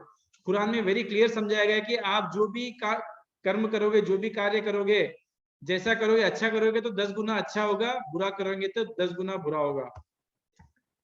Buddha ने समझाया कि Karma means not only action but also the intentions and consequences associated with each action. So one is rewarded or punished according to their own action and intention. मतलब action ही नहीं, साथ में intention भी उसमें account में आता है। कभी कभी क्या रहता है, मुख पे हमारा कुछ और रहता है, मनसा वाचा कर्मा अलग अलग रहता है। कभी कोई हमारे पास कुछ आया, गेस्ट सडनली घर पे आया, मुख पे अरे वाह बहुत अच्छा, आप आगे बोलेंगे, मन में सोच ये कहाँ से आ गया, अभी मेरे को जाना था बाहर, राइट। तो हमारा मन में अलग है, बाहर भाव अलग है, तो दोनों भी हमारे कर्म अकाउंट में आएंगे, तो इस चीज का ध्यान रखना है। भगवत गीता में श्री कृष्ण ने और अच्छी तरह से एक्सप्लेन किया है इसको। Law of Karma is a border principle that all the life is governed by a system of cause and effect, action and reaction in which one's deeds have corresponding effect on the future. Karma is regarded as a fundamental law of nature that is automatic and mechanical. It is not something that is imposed by God or God's system of punishment or reward. Not something that the God can interfere with. भगवान ने clear बोला है कि इसमें भगवान भी interfere नहीं हो सकता है, एक ऑटोमेटिक सिस्टम है, जैसा करेंगे वैसा फल अपने आप मिलेगा। तो वेरी क्लियर इसमें समझाया गया। Bible says the sowing you perform in this life will affect your reward और punishment in after life, heaven और हेल। गुरु ग्रंथ साहिब ने बोला है the body is the field of karma in this age, whatever you plant you will harvest. सब लोगों ने, सभी गुरुओं ने अलग अलग तरीके से इसको समझाया है, सबका सार एक ही है, मीनिंग एक ही है कि जैसा करेंगे वैसा हमको मिलेगा। तो हमको इसको हमारी लाइफ में अपनाना चाहिए, सीरियसली अपनाना चाहिए। अगर इसमें किसी को डाउट आता है कि होता है नहीं होता है, इतने स्लाइड्स हमने देखा, किसी भी एक स्लाइड को अपने लाइफ में इंप्लीमेंट कीजिए, 3 महीने तक स्ट्रिक्टली फॉलो कीजिए, यू विल, आई चैलेंज कि आप अपने लाइफ में चेंज देखेंगे, फील करेंगे, सब अच्छा ही अच्छा होना चालू हो जाएगा हमारी लाइफ में, और बहुत लाइफ में मजा आना चालू हो जाएगा। आप लोग इसको अनुभव करके देखिए। तो जैसे लाइफ में वैल्यूज, मैंने बताया कि values are very important in life. Values क्या है? मतलब राइटियसनेस, धर्म जो बोलते हैं, धर्म मतलब जो सही है, सही बोलना, सही करना, सही आचरण, एवरीथिंग राइटियसनेस, नीति परायणता। राइट कंपनी, सुसंगित, राइट बिहेवियर, सही व्यवहार, राइट थिंकिंग, सही सोच, और राइट कर्मा, सही कर्म। हमको इनको हमारे लाइफ के वैल्यूज बनाना चाहिए। मैंने अपने लाइफ में बनाया वैल्यूज, कंपनी के भी वैल्यूज को बनाया, डिफाइन किया, जिसमें positivity, good karma, prosperity, inner power, love, ethics and purity, healthy and happy life. आप पीछे देख सकते हैं, मेरे पीछे डिफाइंड है, वेरी क्लियर है। वैल्यू बेस्ड ऑर्गेनाइजेशन डेवलप किया, और उसके बेस में भगवान की कृपा से हमारी कंपनी में सब लोग खुश है। कंपनी के सारे एम्प्लॉयज, अपने परिवार में भी जिन लोगों ने इन प्रिंसिपल्स को अप्लाई किया, फैमिली में बॉन्डिंग अच्छी है, परिवार में रिलेशनशिप अच्छे है, बच्चों के साथ के संबंध अच्छे है, एवरीडे इंप्रूव होते जा रहे हैं, they are all happy, that's what I want. पैसे से ज्यादा इंपॉर्टेंट है हमारी लाइफ में खुशियां रहना चाहिए। तो इसको हमने प्रैक्टिस किया और उसका पूरा फायदा मिला है। So why values are important in life, इसको समझते हैं। यहाँ पे आपको क्या दिख रहा है? एक विशाल वृक्ष, एक स्ट्रॉन्ग ट्री, और एक स्ट्रॉन्ग पर्सनालिटी, राइट? एक बहुत विशाल प्लांट है, और स्वामी विवेकानंद एक बहुत स्ट्रॉन्ग पर्सनालिटी है। एक प्लांट, एक ट्री जब छोटा प्लांट होता है, पौधा होता है, उसके रूट्स अगर छोटे हो तो चल जाता है। जैसा जैसा ट्री बड़ा होता है, उसको अपने रूट्स को और मजबूत करना पड़ता है, और जैसा जैसा वो पौधा एक विशाल वृक्ष के तौर पे डेवलप होता है, उसको अपने रूट्स को, अपने जड़ों को और मजबूत करना जरूरी है। मानते हैं ना सब लोग इस बात को, राइट? उसी तरह इंसान के रूट्स है उनके वैल्यूज। अगर बच्चा छोटा हो तो उनके वैल्यूज रूपी रूट्स अगर छोटे हैं वो चलेगा। जैसा बच्चा बड़ा हो रहा है, उसको अपने वैल्यूज रूपी रूट्स को और मजबूत और स्ट्रांग करना पड़ता है, जरूरी है, उसका प्रैक्टिस करना चाहिए। यही चीज हमारे पेरेंट्स को, सबको, बच्चों को सिखाना चाहिए। और बच्चा जब बड़ा होके बहुत बड़ा आदमी बन जाता है, बड़ा आदमी यानी उम्र से हो, पोजीशन से हो, पैसे से हो, जिस भी एंगल से अपने आप को बड़ा समझता है और होता है, उनको अपने वैल्यूज रूपी जड़ों को और मजबूत करना जरूरी है। जनरली कुछ लोगों में उल्टा होता है, समझते हैं कि आदमी बड़ा हो गया तो कुछ भी कर सकता है। अगर कोई आदमी वैसा सोचता है और कोई पेड़ अपने जड़ों को मजबूत करने में मिस कर देता है, तो ये ऐसा वाला छोटा सा स्ट्रॉन्ग, एक छोटा सा तूफान उनके लाइफ को अप्रूव कर देता है। हमने देखा नहीं, देखा कितनी बार, हर बार हम देखते हैं कि मुंबई में भी कितनी बार छोटा सा तूफान आया, बड़े बड़े झाड़ गिर जाते हैं। उसी तरह छोटा सा तूफान आके लाइफ में कितने ही लोगों की लाइफ को कोलैप्स कर देता है, उनका बिजनेस, उनका परिवार, उनका कुछ भी जो भी है हो जाता है। तो values are very important in life, इसको नजरअंदाज नहीं करना चाहिए। अपने लाइफ में, अपने बिजनेस में, अपने फैमिली में, हमारे कल्चर में इसको फिर से लाना चाहिए। हमारी जो संस्कृति थी पहले, जो गुरुकुल के माध्यम से हमको सिखाया जाता था, उसमें हमारा वैल्यू सिस्टम बहुत स्ट्रांग था। उस वैल्यू सिस्टम के पीछे ही हमारा देश उस टाइम पे वर्ल्ड पे लीड करता था। ब्रिटिश आए, ब्रिटिश आने के बाद में स्कूल, जब पहला स्कूल चालू किया, उस टाइम पे हमारे देश में 7,000 से ज्यादा गुरुकुल थे जो वैल्यू सिस्टम के साथ पढ़ाई कराते थे। ब्रिटिश ने उनकी पढ़ाई की सिस्टम लाई और इन्फ्लुएंस किया देश में कि हमारे इतने कंट्रीज में सक्सेसफुल है करके, हमारे वैल्यू सिस्टम को उन्होंने जो एजुकेशन सिस्टम लेके आया, उसमें वैल्यू लेस एजुकेशन सिस्टम लेके आया, उसका हम आज प्रभाव हमारे लाइफ में देख रहे हैं। Most of the people are unhappy, right? आज भी जापान में जाइए, वैल्यू सिस्टम के साथ है। पहले 5 साल उनको कैरिकुलम के अलावा वैल्यू सिस्टम में सिखाते हैं, देशभक्ति, उनके वैल्यूज, उनके कल्चर, उनपे सिखाते हैं, तभी जापान वाले कभी अपने लाइफ में डिस्टर्ब नहीं होते। हमारे देश में ये बहुत बड़ा गलत हुआ है, लेकिन जो हो गया, फिर से हम उसको रिवर्स में ला सकते हैं। हम फिर हमारे देश में हमारे फैमिली से, हमारे खुद से शुरू करेंगे, हमारे फैमिली से शुरू करेंगे, हमारे बच्चों से शुरू करेंगे, और इस वैल्यू सिस्टम के द्वारा फिर से हम हमारे देश को वर्ल्ड का लीडर देश बना सकते हैं। हमारा देश ना ही सिर्फ पैसों से, ना ही सिर्फ बिजनेस से, ना ही सिर्फ कल्चर से, हर रिसोर्स से वर्ल्ड को लीड करने की क्षमता रखता है। भगवान की कृपा है कि हमारे पास 60% लोग आज भी यूथ है, वर्किंग पॉपुलेशन है, जो कि अगर सही डायरेक्शन से काम करेंगे तो वर्ल्ड को हम बहुत बड़ा कंट्रीब्यूट कर सकते हैं। हमको लोगों को हराना नहीं है, किसी को, दूसरे देश को हराना नहीं है, लेकिन हमारे सपोर्ट सिस्टम से, हमारे वैल्यूज से, हमारी सेवा से सबको जीतना है, और पूरे वर्ल्ड को हमको फिर से अच्छी दुनिया बनाने में कंट्रीब्यूट करना है। हम चाहे तो इसको हम कर सकते हैं, इसमें हम सबको मिलकर करना पड़ेगा, तभी होगा। लेकिन हम इसको दूसरों पे इम्पोज करने से पहले खुद ट्राई करें। विनोद लाहोटी ने जो अपना एक्सपीरियंस शेयर किया, उस पे आंख मुझ के भरोसा नहीं करना है, पहले हमको अपने लाइफ पे इम्प्लीमेंट करके देखे, 3 महीने में आपको इसका अनुभव मिलेगा।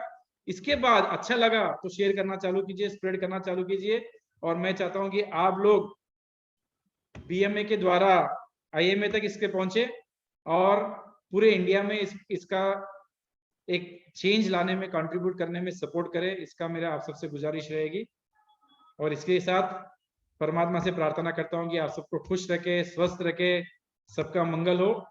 मेरे और सेशंस के रेगुलर जो होते हैं अलग अलग टॉपिक्स पे, उसके लिए यूट्यूब चैनल भी है, values in life by Vinod Lahoti. आप चाहे तो सब्सक्राइब कर सकते हैं, ताकि आपको काफी नए चीजों पे इनपुट मिल सकता है। और मेरा एक सिस्टम बना हुआ है जिसमें कि व्हाट्सएप का नंबर है, आप लोग पिक्चर लेके रख सकते हैं, स्क्रीनशॉट। इस नंबर पे आपका नाम और लोकेशन भेजाएंगे व्हाट्सएप के द्वारा, तो आपको नए वीडियोस जो भी आएंगे उसका अलर्ट मिल जाएगा, ताकि आप उसमें देख सकते हैं। तो इसी के साथ मैं आप यहाँ पे समाप्त करना चाहूंगा। Thank you so much. Thank you Vinod ji, बहुत बहुत सुंदर तरीके से आपने हमें समझाया है। कर्म का चक्र ही कहूंगी, क्योंकि जो आपने बोला कि आप कर्म कीजिए और वो किसी न किसी रूप में आपके पास वापस आएगा।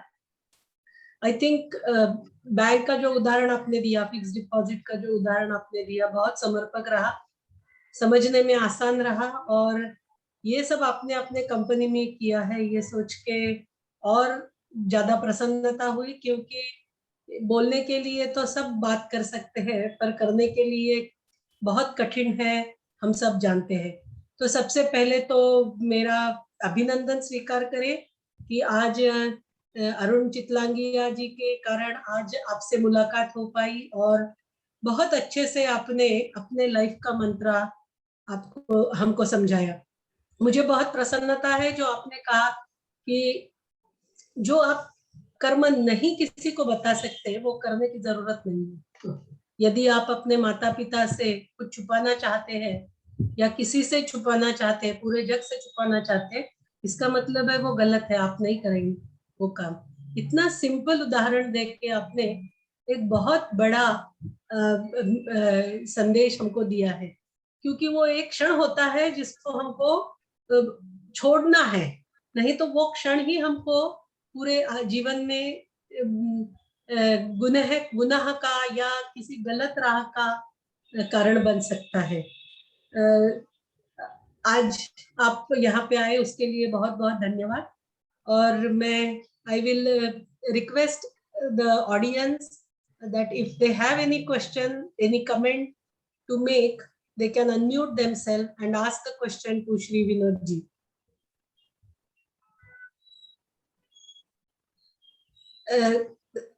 विनोद जी, दूसरा प्रश्न आने से पहले मैं पूछना चाहूंगी कि कोई ऐसा प्रसंग आप बता पाएंगे जहां पे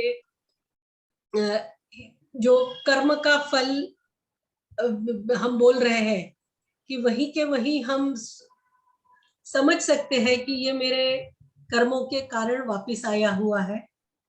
अगले जन्म का तो आपने बहुत अच्छे से बोला कि वहां पे होगा, पर ऐसे कुछ इंस्टेंट कर्मा भी हमको समझ में आते हैं कि आज आपने ये कुछ किया और दूसरे दिन आप समझ पाते हो कि ये गलत था, इसलिए मेरे साथ ऐसे हुआ है। झूठ बोलना हो या फिर किसी दूसरे का गलत सोचना हो, तो इस बारे में कुछ बोल सकेंगे? नहीं, ये होता है, बहुत बार होता है सबके लाइफ में, मेरे ख्याल से इसका अनुभव होगा, हम इस चीज को हमने एक्सपीरियंस किया या ध्यान दिया नहीं दिया होगा, कि अगर हम देखते हैं कि मेरे साथ में आज ऐसा क्यों हुआ, तो कई बार हमको हो जाता है कि ये नॉट पुराने जन्म का है, मेरा रिसेंट कभी ना कभी ये हो गया, मुझसे ये गलती हुई, उसका फल हुआ। ये बिजनेस में भी होता है, पर्सनल लाइफ में भी काफी बार ऐसा होता है। तो इस चीज को आप लोग, अगर हम इसको प्रॉपरली कॉशियस वे में अगर देखेंगे ना, तो हमको इसका एक्सपीरियंस आता है। अच्छाई का भी ऐसा होता है कि मेरा किसी ने के साथ अच्छा किया और मैंने छोड़ दिया, और वो घूम के फिर के कभी ऐसा सॉल्यूशन मिलता है, ऐसा कोई हमको अपॉर्चुनिटी मिलता है जो कि अरे हम मुझे कैसे मिल गया, ये चीज मेरे साथ कैसे हो गया, इतना अच्छा कैसे हो गया, वो फीलिंग होता है। और आप देखिए ना, मैं इतने छोटे गांव से आया, हम जहाँ पे 10,000 की पॉपुलेशन से निकल के मुंबई में आया, क्योंकि मुंबई से कनेक्टिविटी बहुत अच्छी है। रीजन ये था कि आने के लिए मुंबई रहूंगा तो पूरा इंडिया ट्रैवल करना है, वर्ल्ड ट्रैवल करना बहुत अच्छा हो सकता है, और तो वो हिसाब से आया। हर चीज मेरे साथ जो जुड़े, जो लोग जुड़े, जो रिसोर्सेज जुड़े, हर बार अच्छा हुआ है। यही सोच के था कि मेरा कभी भी था कि नहीं, चीट किसी को नहीं करना है, करूंगा तो खराब होगा, चीट नहीं करना, सबके साथ अच्छा करना है, सबके साथ भला करना है। तो आज डे वन से जुड़े हुए लोग हमेशा मेरे साथ रहे। कई बार हम दूसरों के एग्जाम्पल देखते हैं कि उनके साथ थे, बाद में क्लैशेस आ गए, छोड़ के गए, नुकसान हो गया। कितने लोगों के बिजनेस में भी देखते हैं हम कि वो 2-4 साल सक्सेस करे, एक बहुत बड़ा कुछ हो गया, बहुत बड़ा नुकसान हो गया, क्लोज हो गए, कोलैप्स हो गए। तो ये नहीं होना है, तो हमको ये करना है। मतलब मैं किसी का नाम देना नहीं चाहूंगा, लेकिन मैंने काफी लोगों का स्टडी किया, मेरा भी और लोगों का, जिनका लाइफ में उन्होंने क्या किया और क्या हुआ है। आप भी अगर एग्जामिन करेंगे अपने लाइफ में, अपने फैमिली मेंबर्स में, अपने फ्रेंड्स में, कि उनका पास्ट हिस्ट्री में कब क्या क्या हुआ, आपको इजीली उदाहरण मिल जाएगा इस चीज का। आप म्यूट पे हैं। बहुत अच्छे तरीके से आपने बताया कि ऑब्जर्वेशन हमारा खुद का आत्मनिरीक्षण ही बताएगा कि क्योंकि हमारे मन के अंदर जो चलता है वो हमसे ज्यादा कोई अच्छे से नहीं जान पाएगा। विनोद जी, मैं जानना चाहूंगी कि ये जो 2008 से आपका बिजनेस का स्प्रेड आपने दिखाया, आप आगे क्या चाहते हो? अगले 5 सालों में आप क्या चाहोगे कि आपका बिजनेस, या आप खुद के लिए क्या देखना पसंद करेंगे? हमने देखिए, बिजनेस के एंगल से रिसर्च, काफी बड़ा रिसर्च चल रहा है रिसर्च के इसमें, कि हम लोग जो आज मेजर बीमारियां, प्रॉब्लम्स जो आ रहे हैं, वो रीजन है कि केमिकल इंटेक, जो हम खाना खा रहे हैं उसके अंदर केमिकल इंटेक जो हो रहा है, उसके पीछे हमारा इम्यूनिटी पावर कम हो रहा है, हमारे प्रॉब्लम्स हो रहा है। तो उसके पीछे हमारा काफी बड़ा रिसर्च चला है कि नैनो टेक्नोलॉजी द्वारा और माइक्रोबियल एक्सट्रैक्ट टेक्नोलॉजी के साथ में complete end to end solution farmer के लिए हम दे रहे हैं, जो हमारे काफी बड़े लेवल में ट्रायल्स चालू है, बहुत से क्रॉप में हमारे ऑलरेडी अप्रूव्ड हो चुके हैं। तो उसके द्वारा केमिकल का रेसिड्यू फ्री खेती हम हर क्रॉप में करवा पाएंगे, और उसमें ईल्ड भी कम नहीं होने। तो जनरली क्या, तो ऑर्गेनिक जाते हैं तो ईल्ड कम हो जाता है, ट्रेडिशनल वे में जाते हैं। तो हमने इसको मॉडर्न टेक्नोलॉजी से बनवाया है, जिससे कि ईल्ड भी कम नहीं होगा, ईल्ड भी अच्छा आएगा, और न्यूट्रिशन वैल्यू जो खा रहे हैं उसमें न्यूट्रिशन वैल्यू बहुत अच्छा रहेगा, और हेवी मेटल्स, केमिकल्स, जो टॉक्सिन केमिकल्स है, वो हमारे फूड में नहीं रहेगा। ये दिल से इच्छा है कि और ये चीज अफोर्डेबल हो। आज के डेट में ऑर्गेनिक क्या है, सिर्फ जो अफोर्ड कर सकता है उनको ही मिलता है, कॉमन में हर एक इंसान उसको अफोर्ड कर सके, वैसा सॉल्यूशन हम बना रहे हैं। उसके ऊपर हमारा रिसर्च लेवल पे बहुत बड़ा सक्सेस है अभी, ताकि हमारा कोई इनपुट कॉस्ट बढ़े नहीं किसान का, और वो नॉर्मल लोगों को भी रेसिड्यू फ्री फूड दे सके। तो इसमें मुझे आशा है कि भगवान हमारे साथ है, और इसमें हम सक्सेस होंगे ग्लोबल लेवल में। बहुत अच्छे। ये जो आपके जियो लाइफ के प्रोडक्ट्स है, मुंबई में कहाँ पे हम पा सकेंगे? ये ऑनलाइन में मिलते हैं सारे, jiolifeshop.com के नाम से है। अच्छा, jiolifeshop.com पे पूरे ऑनलाइन पे मिल जाते हैं। बाकी रूरल में तो हर टाउन में हमारे डीलर डिस्ट्रीब्यूटर्स है, 3000 डिस्ट्रीब्यूटर है पैन इंडिया, जहाँ पे एग्रीकल्चर होता है। तो मुंबई में तो ऑनलाइन में इजी मिल जाएगा। आपके बिजनेस लाइफ में कभी ऐसे प्रसंग आया कि कोई बड़ी कंपनी आपके लिए, आपके कंपनी के लिए खरीदने के लिए सामने आई, और उनके वैल्यूज और आपके वैल्यूज मैच न होने के कारण आप खुद के लिए अकेले चल पड़े, ऐसे कुछ कभी हुआ है? 2-3 बार हुआ है ऐसा। काफी आगे थे, टाइम स्पेंड कर रहे, बहुत हमने एक्सप्लोर किया, सब किया, बाद में लगा कि नहीं, हमको आगे नहीं जाना उनके साथ में, तो हमने रोका है। जी, क्या बहुत लोग अच्छा क्या लगा। समझते हैं कि ऐसे तो चलता है। हाँ, ऐसे तो चलता चलता है है, वाला जो तो वो भाव गलत है, करके वो करना ही नहीं है। जिसमें हमको रिवर्स गियर आएगा वो काम ही नहीं करना है, हम इसके लिए बहुत क्लियर है।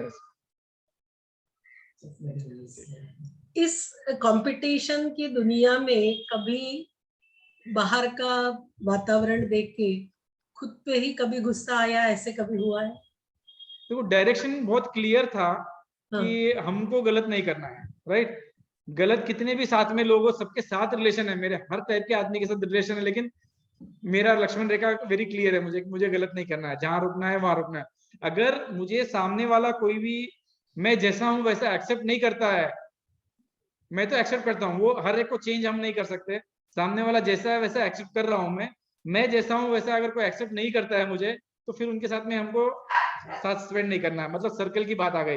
कंपटीशन की अगर बात आती है कि दुनिया में जो होता है, हम गुस्सा आके तो कुछ कर नहीं सकते, लेकिन ये देख सकते हैं कि हम उनके साथ में ऐसा क्या कंट्रीब्यूट करें जिससे कि उनका जितना गलत हो रहा है या जो भी, अगर प्रोडक्ट की बात हो या कोई व्यवहार की बात हो, उसको थोड़ा सा चेंज करके फिर से एक अच्छाई की तरफ आ सके, वहां थोड़ा प्रयास रहता है निरंतर। इवन मैंने पिछले 4-5 साल में हमारे जितने डीलर डिस्ट्रीब्यूटर उनको भी 1 घंटे का सेशन लेता हूँ डीलर मीटिंग में। लॉन्चिंग जो होते हैं सब में, जनरली हमारी इंडस्ट्री में लॉन्चिंग दूसरी कंपनी वाले अलग तरीके से करते हैं, बहुत मतलब खिलाओ पिलाओ मस्ती करो उस टाइप का होता है। हमारी कंपनी के लॉन्चिंग मीटिंग्स वैसे नहीं होते हैं, बहुत अच्छे होते हैं और स्पिरिचुअल वे में होती है। उसमें मेरा 1 घंटे का सेशन होता है, तो डीलर्स को जो नॉर्मल कंपनी के अटेंड किया उनको भी अच्छा लगता है कि दिस इज समथिंग डिफरेंट, ये हमारे भलाई के लिए सोच रहे हैं, हमारे अच्छे के लिए सोच रहे हैं। और वहां पे 1 घंटे में मैं बताता हूँ कि आपके बिजनेस को कंटिन्यूअस ग्रोथ, कंटिन्यूअस सक्सेस कैसे आप वैल्यूज के द्वारा ला सकते हो। एंड काफी फीडबैक मिला है हमको लोगों ने कि लोगों ने अपने अपने बिजनेस मॉडल को चेंज किया, अच्छाई की तरफ किया, एंड दे आर हैप्पी। तो छोटा छोटा जितना हो सकता है कंट्रीब्यूट कर रहे हैं, जिससे कि लोगों का माइंडसेट ही चेंज हो जाए। और क्योंकि हमारा एक डिस्ट्रीब्यूटर अगर अच्छा हो जाए तो उनके पीछे 1000, 2000, 5000 किसानों का भला हो सकता है, वो गलत नहीं होगा उनका। तो उस वैल्यू चेन को पे इन्फ्लुएंस करने की कोशिश चल रही है थोड़ी थोड़ी। मतलब मैं क्या करता हूँ, कराने वाला ऊपर वाला है, I am just a media to be part in that. बहुत बहुत उदात्त भाव है जो मैं करूंगा, परमेश्वर उसका कर्ता कर्विता रहेगा। तो मैं रिक्वेस्ट करूंगी हमारे एग्जीक्यूटिव कमेटी के मेंबर श्री अरुण चितलांगिया, जिनके कारण आज हम आपसे मिल पाए और बहुत खुश हो गए। Arun ji, if you can unmute yourself. Yes yes please. Yes Kavita ji. हाँ अरुण जी, पहले तो आपका धन्यवाद कि आप विनोद जी को आज हमारे सबके बीच लाए हैं, और आपके कुछ कमेंट्स होंगे, आपके उनके साथ जो भी कभी मुलाकात हुई उसके बारे में यदि आप बोलना चाहें। वेलकम। सो सबसे पहले तो ये जो आपने बताया कि कैसे मैंने इनको इनवाइट वगैरह किया वगैरह उसकी बात, so actually I am thankful कि ये मेरा एक लिंक था जिसके कारण मैं इनको इनवाइट कर पाया विनोद जी को। रीजन क्या है? रीजन ये है कि एक जनरल टेंडेंसी हमारे पूरे देश में एक फैली हुई है कि यदि बड़ा पैसा कमाना है तो गलत काम करना पड़ेगा। ये एक जनरल स्टैंडर्ड फॉर्मूला लोग समझते हैं, छोटे पैसे में भी समझते हैं, लेकिन फिर भी बोलते हैं चलो छोटा मोटा तो हम ईमानदारी से शायद कमा लेंगे। लेकिन यदि बड़ा कमाना है तो बेईमानी के बिना, गलत काम किए बिना पॉसिबल ही नहीं है। ये एक बहुत बड़ा जो बिलीफ लोगों के माइंड में है। I think this is one example जहां की ये बिलीफ ब्रेक होने के लिए हमें एक ओपनिंग मिलती है कि नहीं बॉस ऐसा भी हो सकता है। I know him very closely, तो मुझे मालूम है कि जो ये बोल रहे हैं वो ये कर रहे हैं। तो ये एक बहुत हेल्दी साइन है, क्योंकि आपने जो थोड़ी देर पहले कहा था वो बहुत इंपॉर्टेंट पॉइंट कहा था कि बोलने को, लेक्चर देने को तो बहुत लोग देते हैं, राइट। लेकिन जिस व्यक्ति ने ये खुद करके दिखाया है उसके मुंह से जब ये बात आती है तब उसकी वैल्यू हमें ज्यादा समझ में आती है, ज्यादा लगती है। So that is one point of time, one point which I appreciate. And मेरी दिल से इच्छा थी कि बीएमए में मैं यहाँ बुलाऊं, क्यों? BMA is a management institute, यहाँ हमारे बिजनेस की बातें होती है। विनोद जी जो बात करते हैं वो एक तरह से स्पिरिचुअल बातें हैं। तो ये दोनों का संगम, कि बिजनेस में और स्पिरिचुअलिटी में कैसे संगम हो सकता है, ये मुझे लगता है बहुत इंपॉर्टेंट चीज है और ये वक्त की जरूरत है अभी। तो ये एक रीजन था। जहां तक जुड़ने की बात है, 2008 में जब विनोद जी बॉम्बे आए थे तो ही decided to stay in the same complex where I stay, and वहां से हमारी दोस्ती जान पहचान शुरू हुई, और उसके बाद में बिजनेस कनेक्शन भी, और I am consultant in the company also. तो बहुत सारी चीजें हुई, और ये दौरान मुझे यही चीजें अच्छी लगी जो इन्होंने आज शेयर की है, कि ये जो हमारे पॉजिटिव थॉट्स हैं, ये जो हमारा दूसरों के प्रति कुछ भी गलत नहीं करना है, योगा के लिए इंसिस्ट करना, हेल्थ के लिए इंसिस्ट करना। हम लोग जब मिलते हैं बाकी सब बातें बाद में होती है, पहले मुझसे हमेशा यही पूछते हैं कि भाई आपका योगा एक्सरसाइज ये वो चालू है कि नहीं, दीज आर द थिंग्स। सो ये रियली दिल को बहुत अच्छी लगती है, वेलफेयर का जो थॉट है वो बहुत अच्छा लगता है। और मैं भी चाहता हूँ कि ये जो विनोद जी ने बताया कि ये मैसेज ज्यादा से ज्यादा स्प्रेड हो, लोग ज्यादा से ज्यादा इसमें विश्वास करें और इसको करें। कहीं ना कहीं मैं देखता हूँ कि मेरी लाइफ से भी ये रेजोनेट करता है, बिकॉज लॉन्ग बैक जब मैंने अपना करियर शुरू किया था तो बॉल बेरिंग ट्रेडिंग में स्टार्ट किया था। उस जमाने में उस बिजनेस में बहुत सारी गलत चीजें होती थी, जो 2 नंबर अपन बोलते हैं, वो सारी चीजें बहुत होती थी, और मेरा दिल गवाही नहीं करता था, but I was in that business. और मुझे कहीं ना कहीं लगता था कि क्या ये ऐसा हो सकता है कि हम सही काम करके सही ढंग से अच्छे पैसे कमा सके।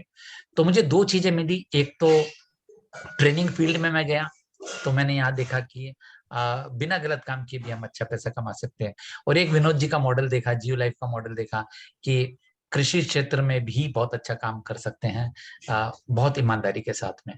तो ये सारी चीजें मुझे बहुत इम्पैक्ट की, और मुझे लगा कि ये बीएमए में इनको बुलाना बहुत अप्रोप्रिएट होगा, बहुत सारे लोगों का माइंडसेट शायद चेंज होगा, और वही हम उम्मीद भी करते हैं, प्रे भी करते हैं।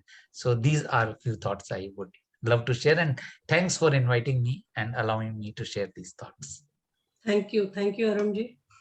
एंड विनोद जी, आज बहुत बातें हुई, पर ये 1 घंटे का 1.25 घंटे का जो सेशन है, कोई भी चीज करने के लिए उसको बारंबार सातत्य से करने की जरूरत होती है, सतत करने की जरूरत होती है।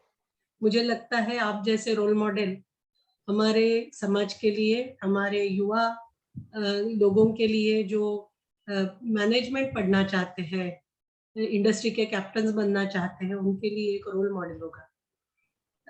मुझे मालूम है कि वो एक क्षण होता है जिसको हमको ओवरकम करना पड़ता है, जहाँ पे गलत काम अच्छे काम में या गलत काम न करने की प्रेरणा मिलती है।